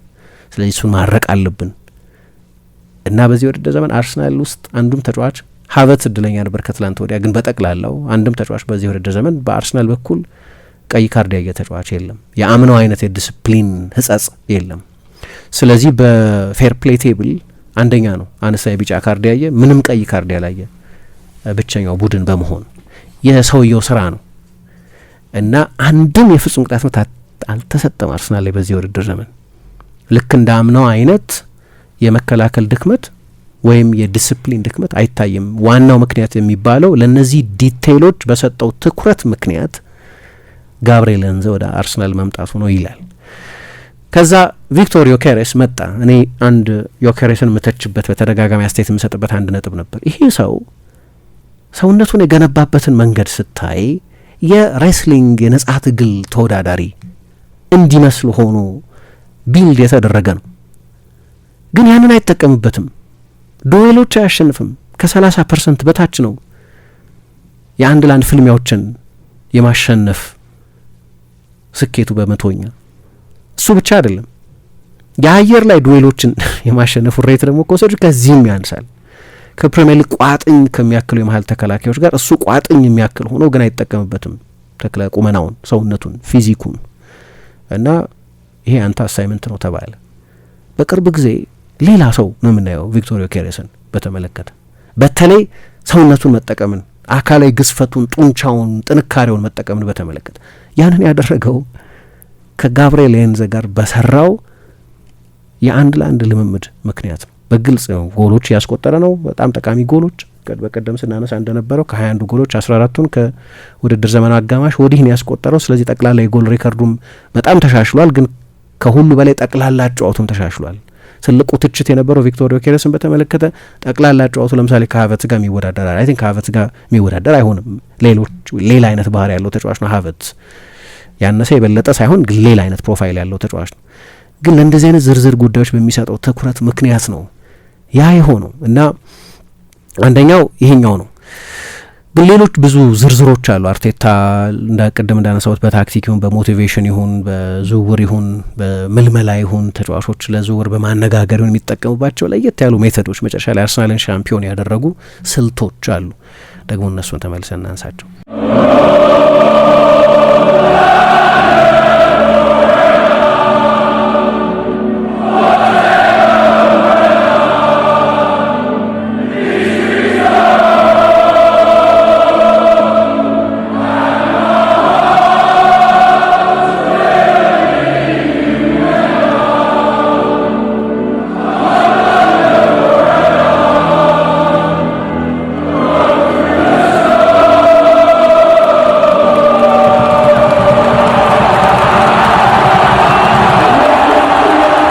ተመልሰናል አድማጮቻችን። አራዳ ኤፍ ኤም 95.1 ላይ ትገኛላችሁ። ፉትቦል ካፌ ነው ፕሮግራሙ። ትናንትና ምሽት አርሰናል ሻምፒዮን መሆኑን አረጋግጧል። ይህንን ጉዳይ በስፋት እያነሳ እንገኛለን። ስለ ዝርዝር ጉዳዮች፣ ስለ አርቴታ ጥልቅ ዝግጅቶች እያነሳ ነበር። አንድ በጣም ኢንትረስቲንግ ስቶሪ እያየው ነበር ምሳ እና እንግዲህ በቅርብ ጊዜ በነበረ የዝውውር ገበያ ላይ ሚኬል አርቴታ ከአርሰናል ዋና ዋና የዝውውር ኢላማዎች መካከል ከአንደኛው ጋር ይነጋገር ነበር ይላል ሳምዲን እና በጣም የተፍታታ ስሜት ነበር። በቦታው ላይ ምግብ ማዕድ ጠረጴዛው ላይ ቀርቧል፣ ቴሌቪዥን ላይ እግር ኳስ ተከፍቷል እና የጨዋታ ስሜት የነበረው ውይይት ነው። በብዙ የዝውውር ድርድሮች ላይ እንደሚሆነው ተጫዋቹ ከወኪሎቹ ጋር አብሮን የመጣው ከአርቴታ ጋር የሱን የስፖርት እቅድ በቡድን ውስጥ ስለሚኖረው ሚና ለመነጋገር የተደረገ ነው። በኋላ ግን ሚኬል አርቴታ አንድ ጊዜ ለብቻው ላነጋግረው ፈልጋለሁ ማንም በሌለበት አለ እና ኤጀንቶች ያ እንዲሆን አይፈልጉም። ምክንያቱም አማራጮቻቸውን በሙሉ ማየት ይፈልጋሉ። የአርሰናልን ፕሮፖዛል ማየት ይፈልጋሉ። የፋይናንሱን ጉዳይ ከተጫዋቹ ጋር ከክለቡ ጋር የሚነጋገሩት ኤጀንቶቹ ናቸው እንጂ ተጫዋቹ አይደለም። ተጫዋቹ ግን እሺ ያለ ወኪሎቹ ቢያመነቱም ከዛ ወደ ሆነ ክፍል ይዞት ገባ ይላል። ከዛ ከውጭ የሚሰማው ድምጽ አስደንጋጭ ነው። ሚኬል አርቴታ ጠረጴዛ ይደበድባል። የአርሰናል ተጫዋች አይደለም ተጫዋቹ፣ በኋላም ለአርሰናል አልፈረመም። ግን ጠረጴዛ ይደበድባል፣ ግድግዳ ያጋጫል፣ በክፍል ውስጥ ይዘላል፣ ይጮሃል እና ከውጭ ለነበሩት ሰዎች ምንድነው የተፈጠረ ያለው እዛ ውስጥ አስገብቶ እየደበደበው የሚመስል አይነት የጩኸት ድምጽ ነው የሚሰማው። ለከ ሚኬል አርቴታ የፓወር ፖይንት ፕሬዘንቴሽን አዘጋጅቶ ለተጫዋቹ በስሜት ነው የሚያስረዳው። ወደዚህ ብትመጣ የሚኖርህ ድርሻ እሱ ነው እያለ አንዴ ደረቱን እየመታ አንዴ ከጣራ በላይ በሚሰማ ግን በጣም ፓሽኔት በሆነ ድምጽ እየተናገረ ተጫዋቹን ለማግባባት ይሞክራል እና ከዛ በኋላ ከፍተው ሲወጡ ሁለቱም አርቴታም ይሄ ስሙ ያልተጠቀሰ ግን ወደ አርሰናል ለመዘዋወር ሲነጋገር ነበር የተባለ የአርሰናል ከፍተኛ ትኩረት የነበረበት ተጫዋች ወደ አርሰናል የልምምድ ማዕከል ሄዶ ድርድር ሲያደርግ የነበረ ነው። በኋላ በምን እንደተፋረሰው አይታወቅም። ግን ወዲያው እንደወጣ ለምን እንደሆነ ለማብራራት በሚያስቸግር ሁኔታ ግን እኔ ለአርቴታ ነው መጫወት የምፈልገው አላቸው እና ሰዎች ምን ይላሉ? አርቴታ በጣም አሳማኝ ነው፣ የማሳመን አቅም ያለው ነው። በድርድሮች ላይ ሪካርዶ ካላፊዮሪ ለምሳሌ ሲያስፈርመው ራሱ በአንድ ቃለ ምልልስ ላይ ሜን ኦን ብሌዘርስ የሚባል ሾው ላይ ሲናገር በቪዲዮ ኮንፈረንስ እንነጋገር አለ ድንገት አወጣና የቤተሰቤን ፎቶ አሳየኝና ላንተ ምን ማለት እንደሆነ ንገረኝ ቤተሰብ ብሎ ጠየቀኛል። እና የቤተሰብ ቨርቹ ቡድን ውስጥ ስለሚኖር ጠቅላላ የቡድን ጠባይ በጣም ወሳኝ ነው ብሎ ስለሚያስብ ግን ደግሞ የሄደበት ርቀት በጣም አስገረመው ሪካርዶ ካላፊዮሪን። እና በጣሊያን ትልልቆቹ ክለቦች በሁለቱ ሚላኖች በዩቬ ይፈለግ የነበረ ነው። ለአንድ ጣሊያን ተጫዋች ሁለቱን ሚላኖችና ዩቬን ሬዚስት ማድረጋቸው ወደ አርሰናል መጣ። ዴክላን ራይስና ማርቲን ኦዴጋርድም ከሚኬል አርቴታ ጋር ስለነበራቸው ውይይት ሲናገሩ ኦዴጋርድ ለምሳሌ ማንንም ሰው ቻሌንጅ ባደርግ ደስ ይለኛል፣ ከአርቴታ ጋር ለሆነ ስብሰባ ተቀመጡና የነገራችሁን ነገር አታምኑ እንደሆን ማሳመን ይችላል። በጣም ጠንካራ የማሳመን ችሎታ ያለው ሰው ነው ይላሉ። ግን ደግሞ ምንም እንኳ ይሄኛው ቡድን 100% የሚኬል አርቴታ ቡድን ቢሆንም የወረሳቸው ተጫዋቾች አሉ። ለምሳሌ ሳሊባ የእሱ ፈራሚ አይደለም። የስቬን ሚስሊንተትና የፍራንሲስ ጋጂጋኦ ተመልማይ ነው። ከአርቴታ በፊት የፈረመ ነው። በመሀል አስቀድሞ በውሰት ወደ ሶንቴቴን እዛ ወደ ነበረበት ክለብ በውሰት ተሰጥቶ እንዲቆይ ሆነ። በኋላ አርቴታ መጀመሪያ አካባቢ እዚህ ተጫዋች ላይ ጥርጣሬ ስለነበረው ችሎታውን ሳይሆን ለአርሰናል ዋናው ቡድን ለመጫወት የነበረውን ዝግጁነት ይጠራጠር ስለነበር ለ1 ዓመት ተኩል ወደ ፈረንሳይ በውሰት ሰጥቶት ነው። በመጀመሪያ ለኒስ፣ ከዛ በኋላ በማርሴ ደግሞ የፈረንሳይ ብሔራዊ ቡድን የሊጉ ምርጥ ተከላካይ ሆኖ ወደ አርሰናል መጣ። ከዛ ከአውሮፓ ምርጥ ተከላካዮች መካከል አንደኛው እሱና ቡካዮ ሳካና ጋብሪኤል ማርቲኔሊ ናቸው። በቃ የአርቴታ ተጫዋቾች ያሉ ነው። ከዛ በኋላ ራሱ ነው ቡድኑ ሪቢልድ ያደረገው። ስለዚህ ኦፍ ኮርስ የአርቴታ ቡድን ነው። ማርቲኔሊ አካዳሚ ተጫዋች ነው። ኦፍ ኮርስ የአካዳሚ ተጫዋች በይው ገና በልጅነቱ ነው የመጣው። ሳካ ግን በደንብ የአርሰናል የሄሊንድ ተጫዋች ነው። ከነዚህ ተጫዋቾች በስተቀር ሙሉ ለሙሉ ባለፉት 6 ዓመታት በሚኬል አርቴታ የተገነባ ነው። ግን ደግሞ ሁል ጊዜ የሚያደርገው አንደኛው ጥረት የአርሰናልን ቀድሞ ካሁን እና ከወደፊት ጋር ለማገናኘት የሚሞክር በመሆኑ ምክንያት ነው ይባላል። ለምሳሌ ኖኒ ማድዌኬ ወደ አርሰናል ሲፈርም ከድሮ የአርሰናል ታሪክ ጋር ቁርኝት እንዲኖረው በማሰብ በአርሰን ቬንገር ዘመናት የነበሩ የሃይላይት ሪሎች እንዲያይ ተደርጓል። 1998 ኤቨርተን ከአርሰናል ጋር በተጫወቱ ጊዜ አርሰናል ዋንጫውን የወሰደበት ጨዋታ ነው። ስቲቭ ቦልድ በጣም አስደናቂ ኳስ ተከላካይ ለተከላካይ ኮስት ቱ ኮስት ኳሱን ሰጥቶት ቶኒ አዳምስ ጎል አስቆጠረን። ያቺን በጣም ፌመስ የሆነችዋን ከኤምሬትስ ስቴዲየም ውጭ ከተገነቡት 6 ሐውልቶች መካከል አንደኛው ይቺ ሴሌብሬሽን የምትታይባት ሐውልት ነች። እና ያንን ቪዲዮ አሳይቶት ከድሮ የአርሰናል ግሎሪየስ አመታት ጋር ቁርኝት እንዲኖራቸው ወደ ትልቅ ክለብ እንደመጡ እንዲያስታውሱ ለማድረግ ይሞክራል። ማርቲን ዙቢሜንዲ በፈረመ ጊዜ ይላል አንድ ጸሐፊ ውሻ ይወዳል። ማርቲን ዙቢሜንዲ ብዙ ሰው ውሻ ይወዳል። ሌያ የሚባል ውሻ የሴት ውሻ ስም ይመስላል። እና ከዛ አርሰናል የልምምድ ማዕከል ላይ ደግሞ ጥቁር ሌብራዶር ውሻ አለ፣ ዊን የምትባል ውሻ እና እሷን ውሻ ይዞ ሄዶ ኤርፖርት ላይ ተቀበለው። እና ያንን የፋሚሊ ስሜት የቤተሰብ ስሜት መፍጠር በጣም አስፈላጊ ነው ብሎ ያምናል። ዙቢሜንዲ ከፈረመ በኋላ በሪያል ሶሲዳድ አብረውት የተጫወቱት ማርቲን ኦዴጋርድ እና ሚኬል ሜሪኖ ለሱ ፐርሰናላይዝ የሆነ የቪዲዮ መልእክት እንዲልኩለት ተደርጓል። ለነገሩ አርሰናል ተጫዋቾች ካስፈረመ በኋላ እንደዛ ይደረጋል። ኤዜ ለአርሰናል ፈረመ እና በአርሰናል ኢንሃውስ ሚዲያ ኢንተርቪው ያደረገለት ሰው ልክ እንደ ኤዜ ከክሪስታል ፓላስ ወደ አርሰናል የተዘዋወረው ከቲየሪ ኦንሪ በፊት የአርሰናል የምንጊዜም ከፍተኛ ጎል አስቆጣሪ የነበረው እና የአርሰናል ሌጀንድ ኢያን ራይት ነው። እዛው ቃለ ምልልስ ላይ የኤቤሬቺ ኤዜ የልጅነት ጀግና የሆነው የአርሰናል ተጫዋች የአርሰናል ደጋፊ ሆኖ ያደገው ብዙ ጊዜ እንደምናነሳው ቲየሪ ኦንሪ የቪዲዮ መልእክት እንዲልክለት አድርጎ ወዲያው ያንን ሴንስ ኦፍ ቢሎንጊንግነስ ወዲያው አርሰናልነትን ፊል እንዲያደርጉት ይፈልጋል ሚኬል አርቴታ። ተጫዋቾቹ ላይ እንዲህ አይነት ነገር ይሰራል። ከዚያ ውጪ ያው የቆመ ኳስን ጉዳይ በተመለከተ በዚህ ውድድር ዘመን ለአርሰናል ዋንጫ መውሰድ ምንም ጥያቄ በሌለው ሁኔታ በጣም አስፈላጊ ነው። የቆመ ኳስ ዝግጅት የማያደርግ ቡድን የለም።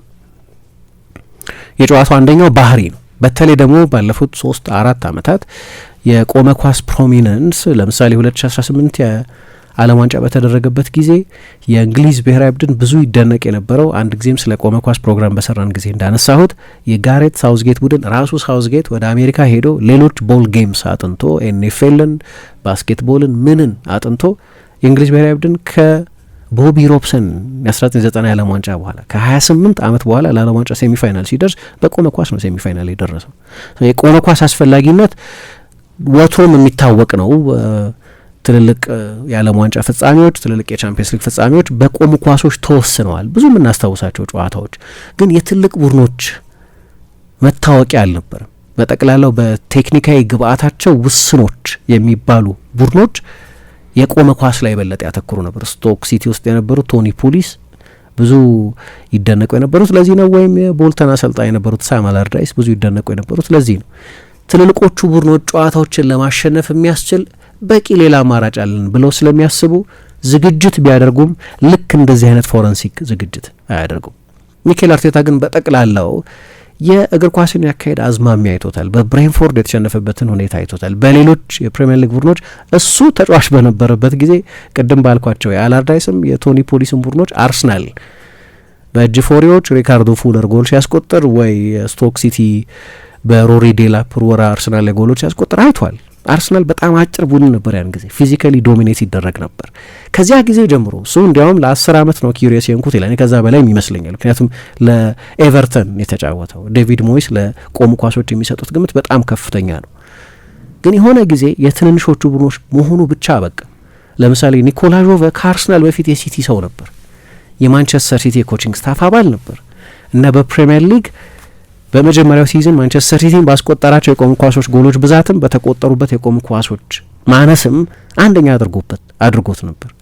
እነዛ መጨረሻ ላይ ሲቲ የፕሪሚየር ሊግ ሻምፒዮን ለመሆኑ ምክንያት የሆኑ በጣም ወሳኝ ልዩነቶች ናቸው። በላቀው የእግር ኳስ ደረጃ በማሸነፍና በመሸነፍ መካከል ያለው ማርጅን በጣም ጠባብ ነው። ስለዚህ የቆመ ኳስ ኤክስፐርቲዝን ሚኬል አርቴታ ከትልልቆቹ ክለቦች በተለየ ሁኔታ ተጠቀመበት እና በዚህ የውድድር ዘመን ከመጀመሪያው ጨዋታ እስከ 37ኛው ሳምንት ጨዋታ ድረስ አርሰናል በቆሙ ኳሶች ጎሎች ያስቆጠር አየን። ባለፉት 3-4 ዓመታት ይህንን አድርገውታል። ለዝርዝር ጉዳይ በሚሰጠው ትኩረት ምክንያት ግን የአርሰናል የቆመ ኳስ ጥንካሬ ኮሪዮግራፍድ ነው። አንድ ኳስ በጥሩ ሁኔታ ወደ ፍጹም ቅጣት ምት ሳጥን ማሻገር የሚያስችል ቴክኒካዊ ችሎታ ያለው እንደ ራይስ፣ እንደ ሳካ ወይ እንደ ኦዴጋርድ ወይ እንደ ማድዌክ ወይ እንደ ማርቲኔሊ አይነት ተጫዋቾች መኖራቸው ብቻውን በቂ አይደለም። ወይ እንደ ጋብርኤል ሳሊባ፣ ሃቨርትዝ አይነት ትልልቅ ሳይዝ ያላቸው ተጫዋቾች መኖራቸው ብቻ በቂ አልነበርም። ስቴጅድ ነው። እያንዳንዱ ተጫዋች ኃላፊነት የተለየ ነው። በህግ ወሰን ውስጥ ግሬ ኤሪያ ያለው የቆመ ኳስ ለዚህ ነው ክርክር ያለው። ግን አሁን ባለው ህግ ውስጥ ቢያንስ አሁን ያለው ህግ በሚቀበለው ሁኔታ ብሎከርስ፣ ዲኮይ ራነርስ፣ አታከርስ የሚባሉ የተለያየ ሚና የሚሰጣቸው በአቬሬጅ 44 ሰከንድ ይወስዳል አርሰናል አንድ የማዕዘን ምት 44 ሰከንድ። ምክንያቱም ስቴጅድ ነው። እያንዳንዱ ተጫዋች ዝም ወደ ሳጥን ዊፕ የሚደረግ አይደለም። አንዳንድ ጊዜ ወደ ሩቁ አንግል ይሮጣሉ፣ አንዳንድ ጊዜ ወደ ቅርቡ አንግል ይሮጣሉ። አሁን መቀያየት ጀምረዋል ደግሞ በአጫጭር የማዕዘን ምቶችም። የቆመ ኳስ ጥንካሬ ብቻ አይደለም ይሄ ቡድን ያለው፣ ግን ከዋና ጥንካሬዎቹ መካከል አንደኛው ነው። 19 የቆመ ኳስ ጎሎች አግኝቷል በዚህ ውድድር ዘመን እና በእነዚህ 19 የቆመ ኳሶች ምክንያትም ነው ሻምፒዮን የሆነ። ይሄ ደግሞ ፕራግማቲክ መሆኑን የሚያሳይ ነው። ያው አርቴታ ባርሰሎና ሰራሽ ነው። ክራይፍን ያደንቅ የነበረ ጓርዲዮላን ያደንቅ የነበረ ሰው ነው። ስፔናዊ ነው። በኋላ በቬንገርም ስር ሰርጥኗል። ግን ኦሪጂናል ነው። ለምሳሌ የሆነ ጊዜ ቲየሪ ኦንሪ ሚኒ ፔፕ ነው አለው። የፔፕ ምክትል ስለነበር ልክ እንደ ፔፕ አይነት ካዥዋል አለባበስ ስላለ ወይ እንደሱ በባርሰሎና ላማሲያ ውስጥ ስላለፈ አይዶን ነው። ግን የፔፕ አይነት አሰልጣኝ አይደለም። ፔፕ በተጫዋችነቱም በአሰልጣኝነቱም ኢንፍሉዌንስ ያደረገው ቢሆንም የራሱ ሀሳቦች ግን አሉት፣ የራሱ ኢንፍሉዌንሶች አሉት። ለዚህ ነው ሁለቱንም ዓለማት የሚያውቅ። ኳስ መጫወት ካስፈለገ ለምሳሌ ከሊቨርፑል ቀጥሎ የተጋጣሚ ቡድን የፍጹም ቅጣት ምት ሳጥን ውስጥ ብዙ ኳስ የነካው ቡድን አርሰናል። ስለዚህ የተጋጣሚ ሳጥን ውስጥ ብዙ ጊዜውን ያሳልፋል። በላይኛው የሜዳ ክፍል ረጅም ጊዜ የሚቆይ ቡድን ነው። የፖሴሽን ቡድን ነው። የኳስ ቁጥጥር ቡድን ነው። የቁጥጥር ቡድን ነው። በጠቅላላው የባርሰሎና ባህሪያት አሉት። የባርሰሎና የፓሲንግ ባህሪያት አሉት። ቴክኒካዊ እግር ኳስ ይጫወታል። ያንን ምናልባት በባርሰሎና ተማሪነቱ፣ በጓርዲዮላ ረዳትነቱ፣ በቬንገር ተጫዋችነቱ ያወቀው ሊሆን ይችላል። ግን ደግሞ የእንግሊዝ እግር ኳስ አጽመ ርስት የሚባለውን የቆመ ኳስ ፊዚካሊቲ ምናምን በሚገባ ያውቀዋል። ስኮትላንድ ውስጥ፣ እንግሊዝ ውስጥ በማክሊሽ በሞይስም ሰልጥኗል። ሁለቱንም ዓለማት ያውቃል። ስለዚህ እንደየ አስፈላጊነቱ መቀላቀል ይችላል። ለዚህ ነው the most well rounded ቡድን የሚባለው። በሁሉም ነገሮች ከሞላ ጎደል የተሟላ የሚባሉ በተለያየ መንገድ መጫወት የሚችል ቢፈልግ በሎ ብሎክ መከላከልን 1-0 ፕሮቴክት ማድረግ ይችላል። ቢፈልግ ኦክሲጂን የሚያሳጥር ፕሬሲንግ መጫወት ይችላል። የአርሰናል ጠቅላላ የመከላከል አወቃቀር በጣም አስደናቂ ነው። የአርሰናል ቁጥጥር ጨዋታ መቆጣጠር መቻል ከኳስ ጋር ያለ ኳስ በጣም አስደናቂ ነው። አንዳንድ ጨዋታዎችን ፍጹም ከፍተኛ ብልጫ ወስዶ አሸንፏል። አንዳንድ ጨዋታዎችን ኳስ ለባላጋራ ቡድን በመስጠት አሸንፏል። በታክቲክ ያለው ተለዋዋጭነት በጣም በጣም ግሩም፣ በፈለገው ስልት በፈለገው መንገድ ማሸነፍ ይችላል። በክፍት ጨዋታ ይሁን በቆመ ጨዋታ፣ በቆመ ኳስ በጀነራል ፕሌይ ጎሎች ማስቆጠር የሚችል ነው። ግን ደግሞ እንዲህ አይነት ድል ለማሳካት እኔ የመጨረሻውን የአርሰናልን የፕሪሚየር ሊግ ዋንጫ የወሰደው ቡድን ውስጥ አንድ ማስታውሰው ነገር የአንድ ትልቅ የጓደኞች ስብስብ የነበረ ነው። ያ አይነት ምናልባት ብዙ ፈረንሳውያን ተጫዋቾች ስለነበሩት ሊሆን ይችላል። የአንድ ሀገር ሰዎች አንድ ቋንቋ የሚናገሩ ኦንሪ፣ ፒሬዝ፣ ቪልቶርድ፣ ቪዬራ፣ ክሊሺም የዛ ቡድን አባል ነበር። ጀረሚያ ሊያዲየር፣ ሌሎችም ተጫዋቾች ነበሩ እዛ ቡድን ውስጥ። ግን የነበረው ኮሞራዶሪ አንድነት በጣም አስደናቂ ነበር። በጣም እንዲያውም ዴቪድ ዲን የቀድሞው የአርሰናል ቅድም የጠቀስኳቸው ኢትዮጵያ ውስጥ መጥተው የሚያውቁት ዴቪድ ዲን አንድ ታሪክ ይናገራሉ። ሁልጊዜ የአርሰናሉ ፍሬዲ ዩንበርግ ጨዋታ ከመጀመሩ በፊት ይመጣል እና የአርሰናል ተጫዋች አንደኛውን እንዲ ዞር ብሎ ጭንቅላቱን ይነቀንቃል። ቀጥሎ የሚመጣውም ተጫዋች ከኋላው ላለው ተጫዋች እንደዛ ያደርጋል እና እንዲህ አይነት ኮር ነበራቸው አሉ። በቃ ያ አይነት የአንድነት መንፈስ የነበረው ነው። ይሄኛው ቡድን ልክ እንደዛ አይነት ነው። የሆኑ አይነት ትላንትና ደስታቸውን በገለጹበት ሁኔታ ብቻ አይደለም፣ በጠቅላላው የጓደኞች ስብስብ ይመስላል። አሁን የበለጠ ስፓኒሽ የሚናገሩት አንድ ላይ መሆናቸው የበለጠ ደግሞ ምንድነው ባይብል ቦይስ ነው የሚባሉ አሉ። አብሮ መጽሐፍ ቅዱስ የሚያጠኑ አብሮ የሚጸልዩ ምናምን ኤዜ፣ ሳካ፣ ማድዌኬ፣ ቲምበር አይነት እና ጋብርኤል አይ ቲንክ እነዚህ ደግሞ በሃይማኖታቸው ምክንያት የሆነ አይነት ህብረት አላቸው። የየራሳቸው ህብረት አላቸው ኦፍኮርስ።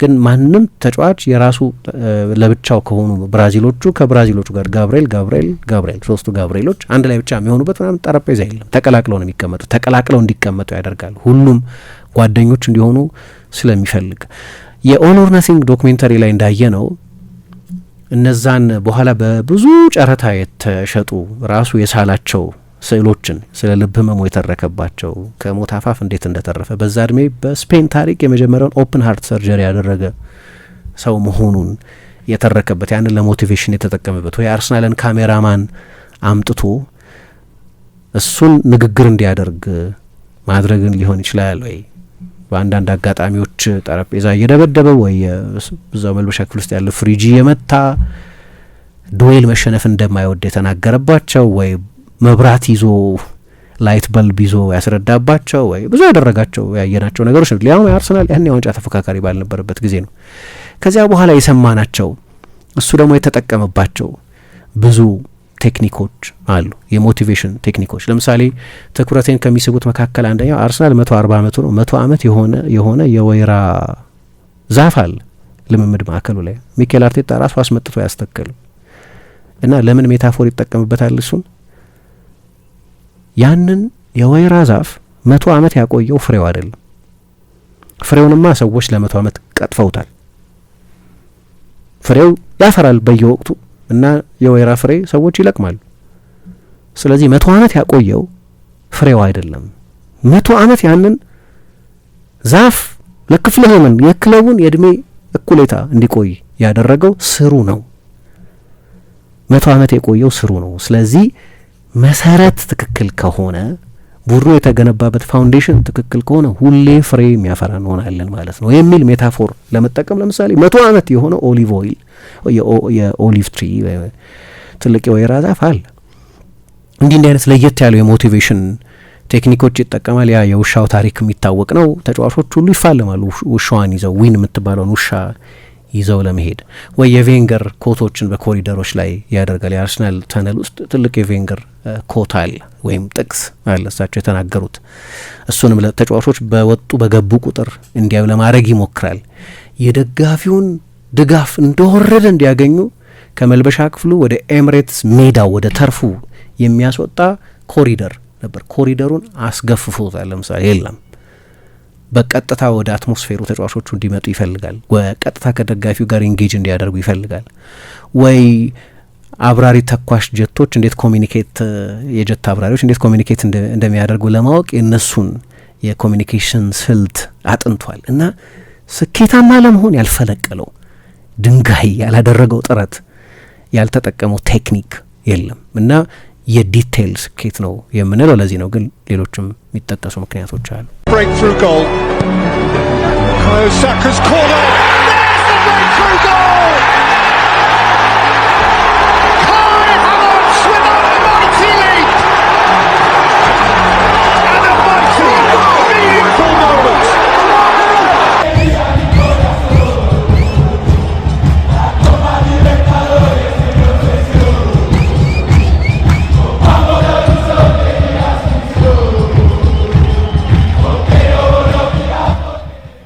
ተመልሰናል። አድማጮቻችን አራዳ ኤፍኤም ላይ ትገኛላችሁ። የአርሰናልን ጉዳይ እየተመለከትን እንገኛለን።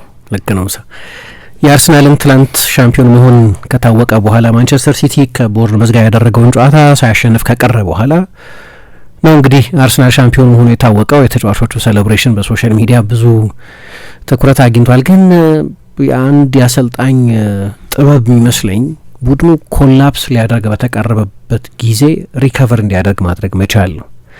የሆኑ ወቅቶች ነበሩ አርሰናል ላይ ጥያቄ የተነሱበት። ለምሳሌ በሊቨርፑል ከተሸነፈ በኋላ ከማንቸስተር ሲቲ ጋር አቻ ከተለያየ በኋላ ሰዎች እዛ ጨዋታ ላይ አርሰናል የተከተለው የጨዋታ ስልት ትክክል አይደለም የሚል አስተያየት ብዙ የሰጡበት ስለነበር፣ ወይ በአስቶን ቪላ ሲሸነፍ፣ በማንቸስተር ዩናይትድ ሲሸነፍ ስቴዲየም ውስጥ ጩኸት፣ የደጋፊ የተቃውሞ ድምጽ ጭምር ነበር። በቅርብ ጊዜ ደግሞ በነዛ ሁለት በጣም አስቸጋሪ በሆኑ የማንቸስተር ሲቲ ሽንፈቶች ኢሞሽናሊ በሊግ ካፕ ፍጻሜና በፕሪሚየር ሊጉም በማንቸስተር ሲቲ የተሸነፈባቸው ጨዋታዎች ነበሩ። እነዚህ በውድድር ዘመን ውስጥ ቡድኑ 3 ወይ 4 ጊዜ የተፈተነባቸው ቡድኑ ላይ ጥያቄ እንዲነሳ ያደረጉ ሽንፈቶች ናቸው። ጠቅላላ ብዙ ጨዋታ አልተሸነፈም በዚህ ውድድር ዘመን። ግን በነዛ ሽንፈቶች ምክንያት አርሰናል ያልመለሳቸው ጥያቄዎች ስለነበሩ ጥርጣሬዎች ነበሩ እና ከነዛ አይነት የውድድር ዘመኑ ዝቅታዎች መሀል ወይ የወልቭሱ ጨዋታ ከወልቭስ ጋር የተለያየ ከቦርንመዝ ጋር በነበረው ጨዋታ ቡድኑ በቅርብ ጊዜ በኤምሬትስ የተሸነፈበት ከነዚህ አይነት የዝቅታ ጊዜያት በኋላ ቡድኑን ያነሳበት ጥበብ በጣም አስደናቂ ነው። አርሰናል ለሴት ባኮች የነበረው ሪያክሽን የሚገርም ነው። ባለፈው እያገገመ ነው አርሰናል እያልን ነበር ከዛ የሲቲ ጨዋታ በኋላ፣ ምክንያቱም ቡድኑ እያገገመ ነበር።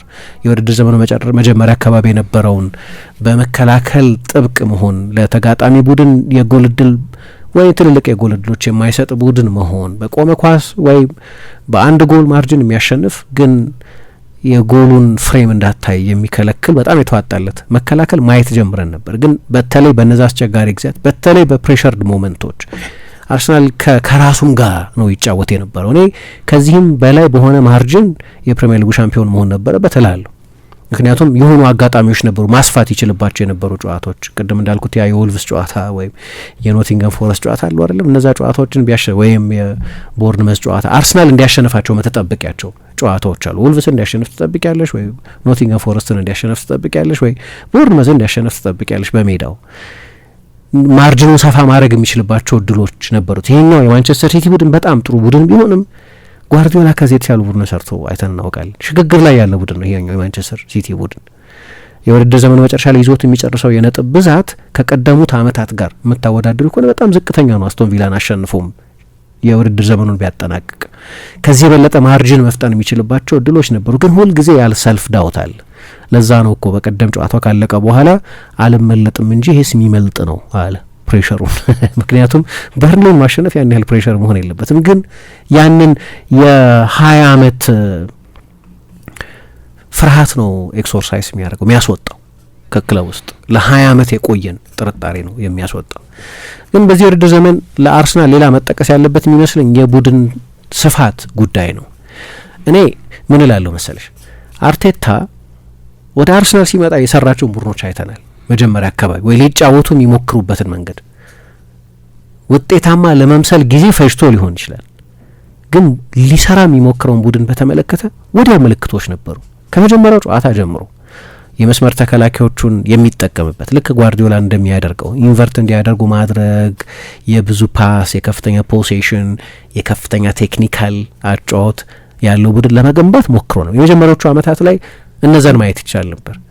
የ2022-23 የውድድር ዘመን ላይ ደግሞ አርሰናል ከዓመታት በኋላ በእኔ አስተያየት ከ2007-8 በኋላ አርሰናል ምርጡን እግር ኳስ የተጫወተው በተለይ ከዓለም ዋንጫ በፊት በነበሩት በእነዚያ 3 ወራት ዚንቼንኮ ነበረ ፉልባካቸው፣ አጥቂያቸው ጋብሪኤል ጄሱስ ነው። ሁለቱም ፊዚካል ተጫዋቾች አይደሉም፣ ሁለቱም ሃይሊ ቴክኒካል ተጫዋቾች ናቸው። አንደኛው 9 አይደለም 9 ቁጥር የሚለብስ ይሁን እንጂ ወይ ደንበኛ 9 አይደለም፣ ወደ ግራ የሚወጣ ወደ መሀልም የሚሳብ ሲያስፈልገው ወደ ቀኝ የሚሄድ ከመጎዳቱ በፊት የነበረው ጄሱስ አውት ኤንድ አውት 9 አልነበረም፣ ግን የአርሰናል ጠቅላላ ጨዋታን ፍሉድ የሚያደርግ ተጫዋች ነው የነበረው። ዚንቼንኮ የግራ መስመር ተከላካይነት ቦታ ላይ የሚጫወት ግን የግራ መስመር ተከላካይ ያልሆነ ተጫዋች ነው። ያ ቡድን ኦዴጋርድና ዣካን የመሳሰሉ ፓሰሮችን ከፓርቴ ጋር 2-8 ቁጥሮች አድርጎ የሚጠቀም ነው። ዋይት ነው የቀኝ መስመር ተከላካያቸው። ማርቲኔሊ እና ሳካ ግሩም የውድድር ዘመን ያሳለፉበት ሲዝን። ማርቲኔሊ፣ ሳካ እና ኦዴጋርድ ብቻቸውን 63 የጎል አስተዋጽኦ ነበራቸው በዛ የውድድር ዘመን።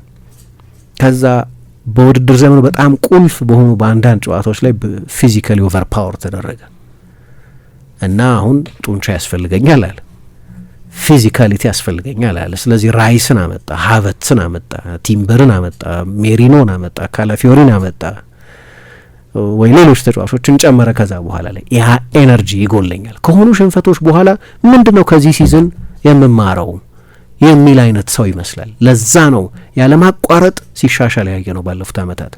አርሰናል ያለማቋረጥ አሴንደንሲ ላይ ያለ ነው። 8ኛ፣ 5ኛ፣ 2ኛ፣ ከዛ 1ኛ። አሁን ወደ ናቹራል ዴስቲኔሽኑን የደረሰው በቃ በእንግሊዝ እግር ኳስ ታሪክ ሌሎች ቡድኖች ነበሩ፣ 4 ቡድኖች በ3 ተከታታይ ዓመታት 2ኛ ሆነው የጨረሱ መጨረሻ ላይ 1ኛ ሆነዋል። ሎጂካል ዴስቲኔሽን ነው። ያንን መርሆ ይዞ እስከቀጠለ ድረስ ያንን ፕሪንሲፕል ይዞ እስከቀጠለ ድረስ ሻምፒዮን መሆኑ አይቀርም ነበር። አርሰናል ይታገሳል። አርሰናል ታጋሽ ክለብ ነው። እንደ ክለብ ለረጅም ጊዜ አሰልጣኝ የማቆየት ታሪክ ያለው ነው። የአርሰናልን የማሰልጠን የአሰልጣኞች የቆይታ ጊዜ በጣም ያስገርመኝ ነው። በ100 ምናምን ዓመት ውስጥ 19 ቋሚ አሰልጣኝ ነበረው።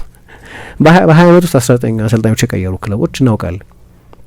እንደዚህ አይነት የማኔጀሪያል ተርኖቨር የለውም። ጥቂት አንድ ጊዜ እንደ ብሩስ ሪዮክ አይነቱን ሰው አይታገስ ካልሆነ በስተቀር እንዲህ አይነት ትራዲሽናሊስት የሆነ ለአሰልጣኝ ጊዜ መስጠት ልማድ ያለው ነው እና ሰዎቹም የመታገስ ችግር የለባቸው እና ደግሞ ፍሬው ይታይ ነበር። የሆነ ጊዜ በሆነ ማህተም እንደሚቋጭ ያስታውቅ ነበር። የሆነ ትልቅ ዋንጫ እንደማሸነፍ ግልጽ ነው። አሁን በዚህ ዓመት አርሰናል ትልቅ ዋንጫ ይወስዳል ብሎ መገንበት የላቀ የእግር ኳስ ማወቅም ይጠይቃል ነበር። በቃ ወደዛ እየመጣ ነበር። የአመታት እኮ ፕሮሰስ ነው ነበር። ግን ደግሞ እዚህ ላይ ባለፉት ዓመታት ቅድም እንዳልኩት በ2022-23 የውድድር ዘመን ቡድኑ 248 ቀን የፕሪሚየር ሊግ መሪ ሆኖ ሻምፒዮን ሳይሆን ቀረ። በጣም ጥቂት ጨዋታዎች ናቸው ያንን የወሰኑት። ምናልባት እነዛ የዌስትሃም፣ የሳውዝሃምፕተንና የሊቨርፑል ጨዋታዎች 2-2፣ 3-3 የተለያየባቸው ጨዋታዎች። በእነዛ 3 ጨዋታዎች ቡድኑ 3 ነጥብ ብቻ አገኘ ለ9 ነጥብ ተጫውቶ እና በሲቲ ተበለጠ። በሲቲ የተበለጠው በ5 ነጥብ ነው። እነዛ 3 ጨዋታዎች ናቸው መጨረሻ ላይ የወሰኑት። ኦፍኮርስ ሲቲ አሸነፈ እና ያ መጠቅለያው ነበር። ግን በነዛ ጨዋታዎች የተረዳው አንድ ነገር የስኳድ የፊዚካሊቲ ጉዳይ ነው። ከዛ በኋላ የሚያመጣቸውን ተጫዋቾች ፕሮፋይል ካየሽ የዚንቼንኮ አይነት ተጫዋቾች፣ የፋቢዮ ቪዬራ አይነት ተጫዋቾች ብዙ አይመጣም። ሁለቱን ማድረግ የሚችሉ ፍልሚያ የሚጠይቅ ከሆነ ጨዋታውን መፋለም የሚችሉ ጨዋታውን ፊዚካል እናድርገው ካሉ ቡድኖች ያንን መቋቋም የሚችሉ ቴክኒካል ከሆነ ጨዋታው ቴክኒካል ኳስ መጫወት የሚችሉ ተጫዋቾች አሉት። ኤዜ፣ ኦዴጋርድ፣ ሌሎች ቴክኒካል ተጫዋቾች አሉት። ለሁለቱም የተሰናዳ በሁለት በኩል የተሳለ አይነት ቡድን አደረገው። ከዛ ደግሞ ባለፈው የውድድር ዘመን የአርሰናል ትልቁ ደንቃራ የነበረው ጉዳት ነው። በተለይ ዲፓርትመንት ለይቶ የሚያጠቃ ጉዳት። ለምሳሌ ማርቲኔሊ፣ ሃቨርትዝ፣ ኦዴጋርድ እና ሳካ ሁሉም ረዘም ላለ ጊዜ ከሜዳ ርቀው ነበር። ስለዚህ እንደ ፔዥን አይነት ቡድን በቻምፒየንስ ሊግ ሴሚ ፋይናል ከሜዳ ውጪ በሚገጥምበት ጊዜ ከማጥቃት ቅያሬዎቹ መካከል አንደኛው የግራ መስመር ተከላካዩ ቴርኒ ነው፣ ኬረን ቴርኒ ወይም የጨረሰው ራሂም ስተርሊንግ አሁን ለፋይኖርድ እንኳን ማይጫወተው እና ዴብዝ ያስፈልገኛል አለ እና ያለፈው ክረምት ዝውውርን በተመለከተ ሰዎች ምን አይነት አስተያየት ነበራቸው? በእግር ኳስ ምን ይባላል? የሆነ ተጫዋች መታመጪ ከሆነ ጥራቱ በጣም ከፍተኛ ከሆነ ፍሎር ሬዘር ይባላል። ጠቅላላ የቤቱን ቁመት ከፍ የሚያደርግ አይነት ግን ደግሞ ልክ እንደዛ ያልሆነ ቡድኑን ግን ስቴብል የሚያደርጉ ግራውንድ ሬዘርስ ፍሎር ግራውንድ ሬዘርስ የሚባለዋል።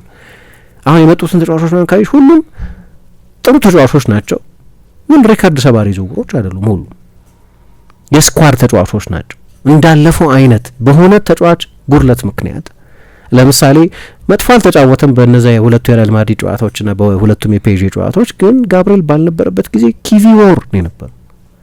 ያኩብ ኪቪዎር ነው የነበረው። የ18 ሚሊዮን ፓውንድ ተጫዋች ነበር። ጥሩ ተጫዋች ነው፣ ግን በሱና በሚተካው ተጫዋች መሀል ያለው ርቀት ሰፊ ነው። አሁን ጋብርኤል ባይኖር ፒየሮ ኢንካፒዬ ይጫወታል ወይ ሪካርዶ ካላፊዮሪ ይሰለፋል እዛ ቦታ ላይ።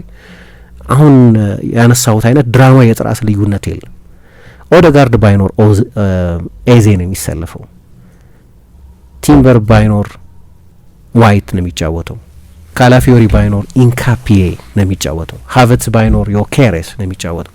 ለእያንዳንዱ ቦታ ሁለት ጥሩ ጥሩ ተጫዋቾች አሉት። በዴብዝ ከሆነ በአውሮፓ ቁጥር አንድ ይመስለኛል። በእያንዳንዱ ቦታ በሚጠቀማቸው ሁለት ተጫዋቾች ከሆነ እኔ ከአርሰናል የተሻለ ምርጥ 11 ምርጥ 14 ምርጥ 15 ምናልባት ተጫዋቾች ያሏቸው ሌሎች ትልልቅ ክለቦች አሉ ይመስለኛል። ምርጥ 25 ግን ሰፋ ያለ በየቦታ ያሉት አማራጮች ግን በጣም ሰፋ ያሉ ከሆነ ግን እንደዛ ያለፈው ክረምት ላይ ያንን ማረጉ በዚህ ውድድር ዘመን የአርሰናል ጋብርኤል፣ ሳሊባ፣ ቲምበር፣ ኦደጋርድ፣ ሳካ፣ ሃቨርትዝ እነዚህ ሁሉ ተጫዋቾች ቢያንስ 7 ጨዋታ አልጀመሩም። ቢያንስ 7 ቁልፍ ተጫዋቾች ናቸው። እነዚህ ተጫዋቾች በሲዝኑ በሙሉ ከ32 እስከ 33 እስከ 34 እስከ 35 ጨዋታዎች እንዲጫወቱልሽ የምትፈልጊያቸው ተጫዋቾች ናቸው። ቢያንስ 7 ጨዋታ አልጀመሩም። ጉዳት ነበር ማለት ነው፣ ግን እንደ አምናው አይነት አደጋ አላመጣም። ምክንያቱም ያንን ለመቋቋም የሚያስችል የስብስብ ጥልቀት ነበረው። ይሄ ትልቅ ውሳኔ ነው። ለዛ ነው እኮ አንዳንድ ጸሐፊያን አርሰናል በሆነ ጊዜ የተቸገረ ሲመስል እንደ አሌክሳንደር ኢሳቅ አይነት ትልቅ ምንድነው ሲሊንጉን ከፍ የሚያደርግ አይነት ተጫዋች ነው ማምጣት የነበረባቸው። በቃ ለምሳሌ ለኤዜ ለዮኬሬስ የወጣውን ገንዘብ ጠቅልሎ ኢሳቅ ላይ መዋል ያስፈልግ ነበር። የ20 ጎል ዋስትና የሚሰጥ ተጫዋች ነው የሚሉ ሰዎች ነበሩ። ትራንስፎርሜሽናል ዝውውር ነው የሚሉ ሰዎች ነበሩ። ይሄ የራሱ ከባድ ሪስክ አለው። ተጫዋቹ መጥቶ ፌል ካረገ ያው በሙሉ በጀትሽ ነው ፌል ያደረገው ማለት ነው አይደለም።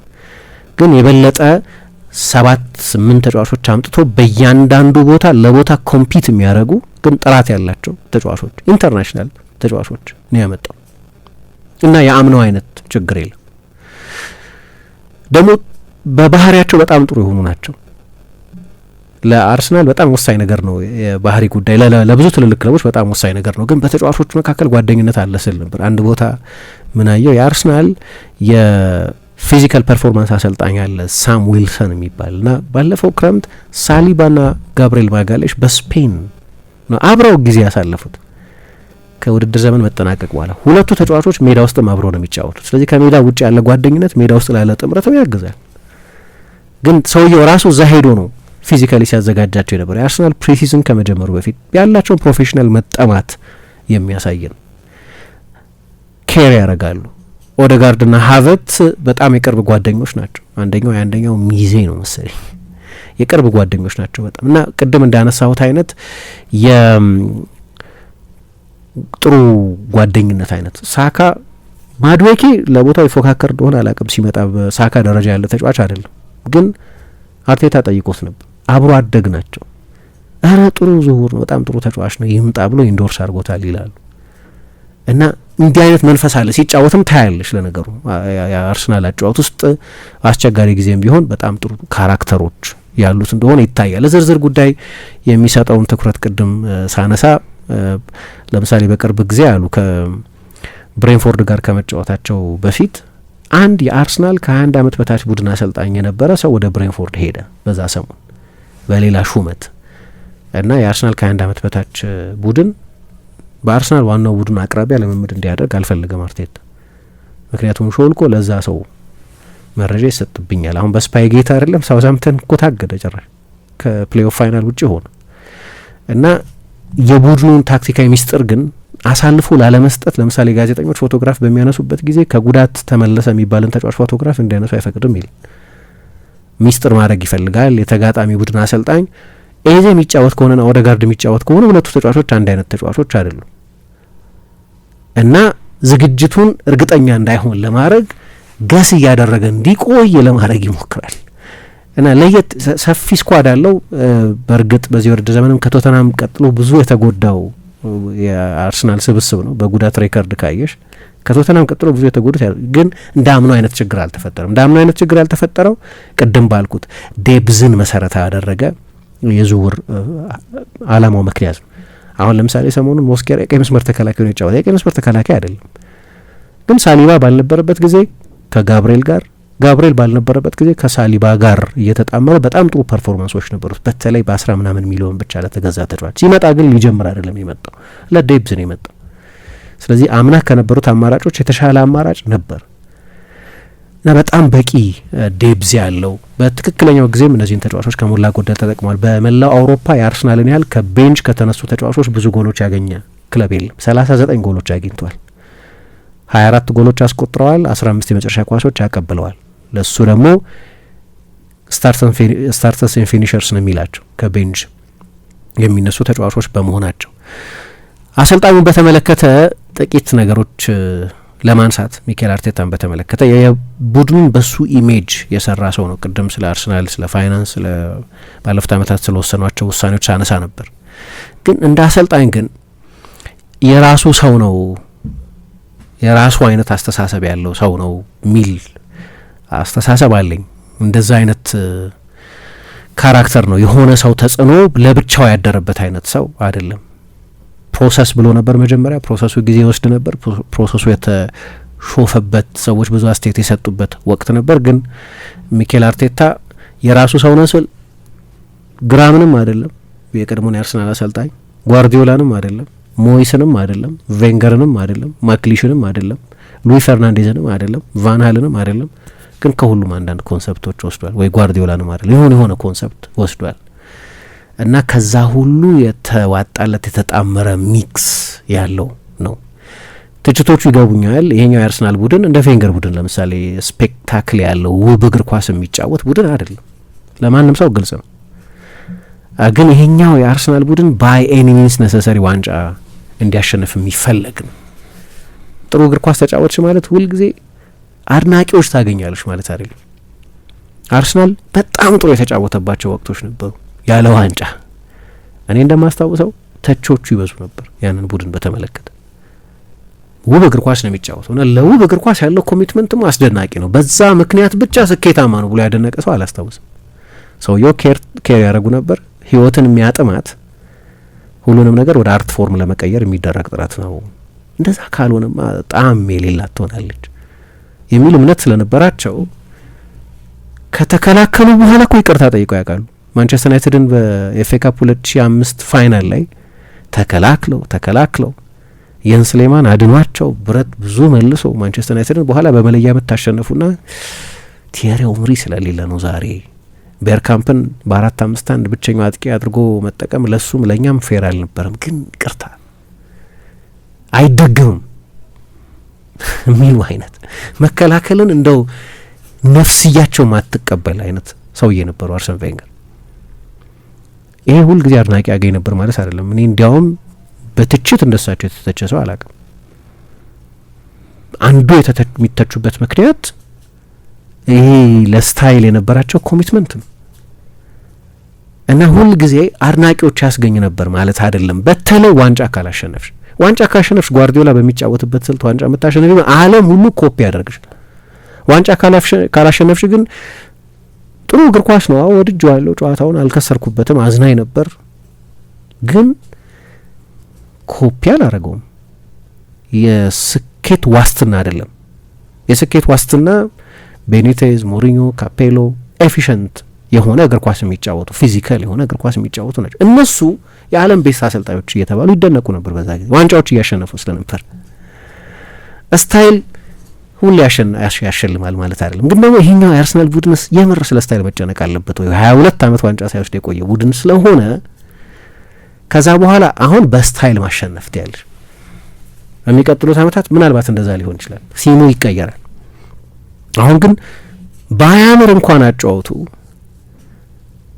የእግር ኳስ ኤግዚቢሽን እንኳን ባይሆን አጫወቱ ግን በሆነው መንገድ በቆመ ኳስ ይሁን በጥብቅ መከላከል ይሁን በተደራጀ አጫወት ይሁን በጠንካራ ዲስፕሊን ይሁን በኃይለኛ የስራ ትጋት ይሁን እነዚህ ሁሉ አሉት ይሄ ቡድን በዛ መንገድ ማሸነፍ ነበረበት። ፕሪሚየር ሊጉን ማሸነፍ የሚችለው በዚህ መንገድ ነው። በዚህ ውድድር ዘመን የፕሪሚየር ሊጉ ጠቅላላው ተፈጥሮም ልክ እንደዛ ስለሆነ ምናልባት ይሄ ፕሬሸር ለረጅም ጊዜ ዋንጫ ባለማሸነፍሽ ምክንያት ያለ ፕሬሸር ሲቀል ምናልባት አርቴታ የበለጠ ወደሚመርጠው አጫዋች ሊመለስ ይችላል። አሁን ፎርስድ ሆኖ ነው። ቅድም እንዳልኩት እኔ ያለፉት ዓመታት የአርሰናል ዋንጫ ያጣባቸው ኤክስፒሪየንሶች ናቸው የሆነ አይነት አሰልጣኝ እያደረጉት የመጡት።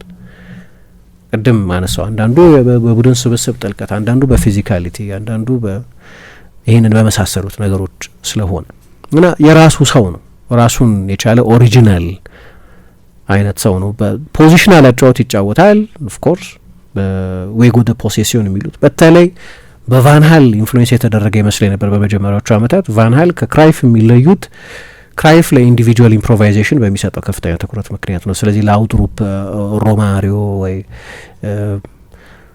ሌሎች ተጫዋቾች ወይ ስቶችኮቭ የሆነ አይነት የክሬቲቭ ፍሪደም ኖሯቸው ሲጫወቱ እናይ ነበር። ቫንሃል እንደዛ አይደሉም። ቫንሃል የበለጠ ስትራክቸርድ ናቸው። አሰልጥነውታል በላማሲያ ውስጥ አልኩኝ። የላማሲያ ዳይሬክተር ነበሩ፣ ግን የባርሴሎና ዋና አሰልጣኝ ሆነው አሰልጥነውታል። እና የእሳቸውን ቡድን ፖዚሽናል አጫወት ታያለሽ። ኦፍኮርስ በአርሰናል ላይ እናያለን። ግን እንደ አንድ ስፔናዊ አሰልጣኝ ለቆመ ኳስ እንደዚህ ትኩረት የሰጠ ስፔናዊ አሰልጣኝ ግን አይቻላል። በተለይ ስፓኒሽ አሰልጣኞች፣ በነገሩ ስፓኒሽ አሰልጣኞች ለእኔ ቲፒካል ስፓኒሽ አሰልጣኝ ጓርዲዮላ አይደለም። ቲፒካል ስፓኒሽ አሰልጣኝ ኤሜሪ፣ ቤኒቴዝ፣ ማርሴሊኖ ጋርሲያ ቶራል አይነቶቹ ናቸው። ስፓኒሽ አሰልጣኞች በሙሉ ፖሴሽን ወዳጆች ናቸው ማለት አይደለም። ሁልጊዜ ያለ ሚስኮንሰምፕሽን ነው የስፓኒሽ አሰልጣኞችን በተመለከተ። እነሱም ቢሆኑ ይለያያሉ። ጓርዲዮላ ስፓኒሽም ነኝ አይልም ለነገሩ ሲጀመር። ግን እንደው በወረቀት በፓስፖርት ስፓኒሽ ነውና በዛ ፓስፖርት ነው የሚንቀሳቀሰው። እሺ ለዚህ አነጋገር ለዚህ አገባብ ስፓኒሽ እንበለው። ግን ብዙ ጓርዲዮላን የሚመስሉ ስፓኒሽ አሰልጣኞች አታይ። ጓርዲዮላ የበለጠ ደች ነው። ለእኔ እንደዛ ነው። ደች ኢንፍሉዌንሰር ነው። ክራይፍ ነው ኢንፍሉዌንስ ያደረገው። ክላሲክ ስፓኒሽ አሰልጣኞች እንደዚህ አሰልጣኞች አይመስሉኝም። እሱ ለየት ያለ ነው። አርቴታ ግን የሁሉም ቅይጥ ነው እና መጨረሻ ላይ በእነዚህ አሁን በጠቀስኳቸው ዝርዝር ጉዳዮች ምክንያት ነው ቡድኑ ወደ ሻምፒዮንነት ከሂደት በኋላ ያመጣው ከረጅም ትግስት በኋላ እና በየአመቱ እየተሻሻለ ከመጣ ፕሮሰስ በኋላ ወደ ተስፋው ምድር ወደ ዋንጫው ደረሱ ማለት ነው። ለአርሰናል ደጋፊዎች ትልቅ ጊዜ ነው፣ ግን ከዚህም ሊያምር ይችላል። አሁን ቀድሞ ሻምፒዮን መሆናቸው ትልቁ ጥቅም የክሪስታል ፓላስን ጨዋታ በቤንች መጫወት ይችላል። ለቻምፒየንስ ሊግ ፋይናል መዘጋጀት ይችላል። ዋና ተጫዋቾቹ መቆጠብ ይችላል። ምክንያቱም የፓላስ ጨዋታ ኢሬሌቨንት ነው፣ ምንም ኢማቴሪያል ነው፣ የሚፈጥረው ልዩነት የለም። እሱም በጣም አስፈላጊ ይመስለኛል፣ በተለይ ከቻምፒየንስ ሊግ ፋይናል አንጻር፣ ከዝግጅት አንጻር፣ ከተጫዋቾቹን ትንፋሽ ከመስጠት አንጻር እና በድጋሚ እንግዲህ እንኳን ደስ ያላችሁ። ትልቅ አመት ነው ለአርሰናል ደጋፊዎች።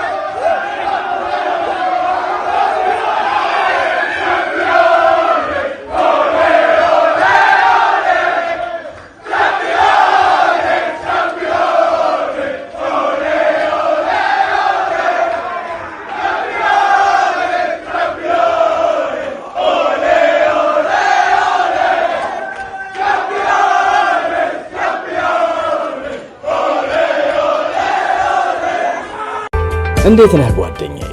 ምን ነው የደካከመ ትመስላለህ? ሰላም አይደለህም እንዴ?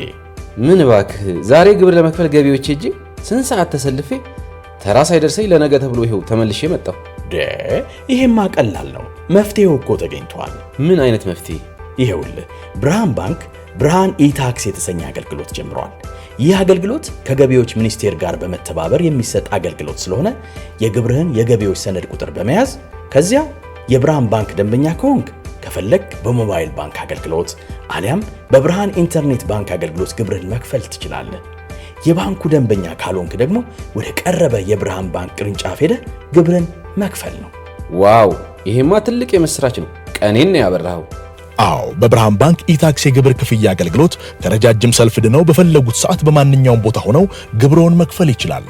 ብርሃን ኢታክስ ፈጣን የግብር መክፈያ አማራጭ። ብርሃን ባንክ እንደ ስማችን ብርሃን ነው ስራችን።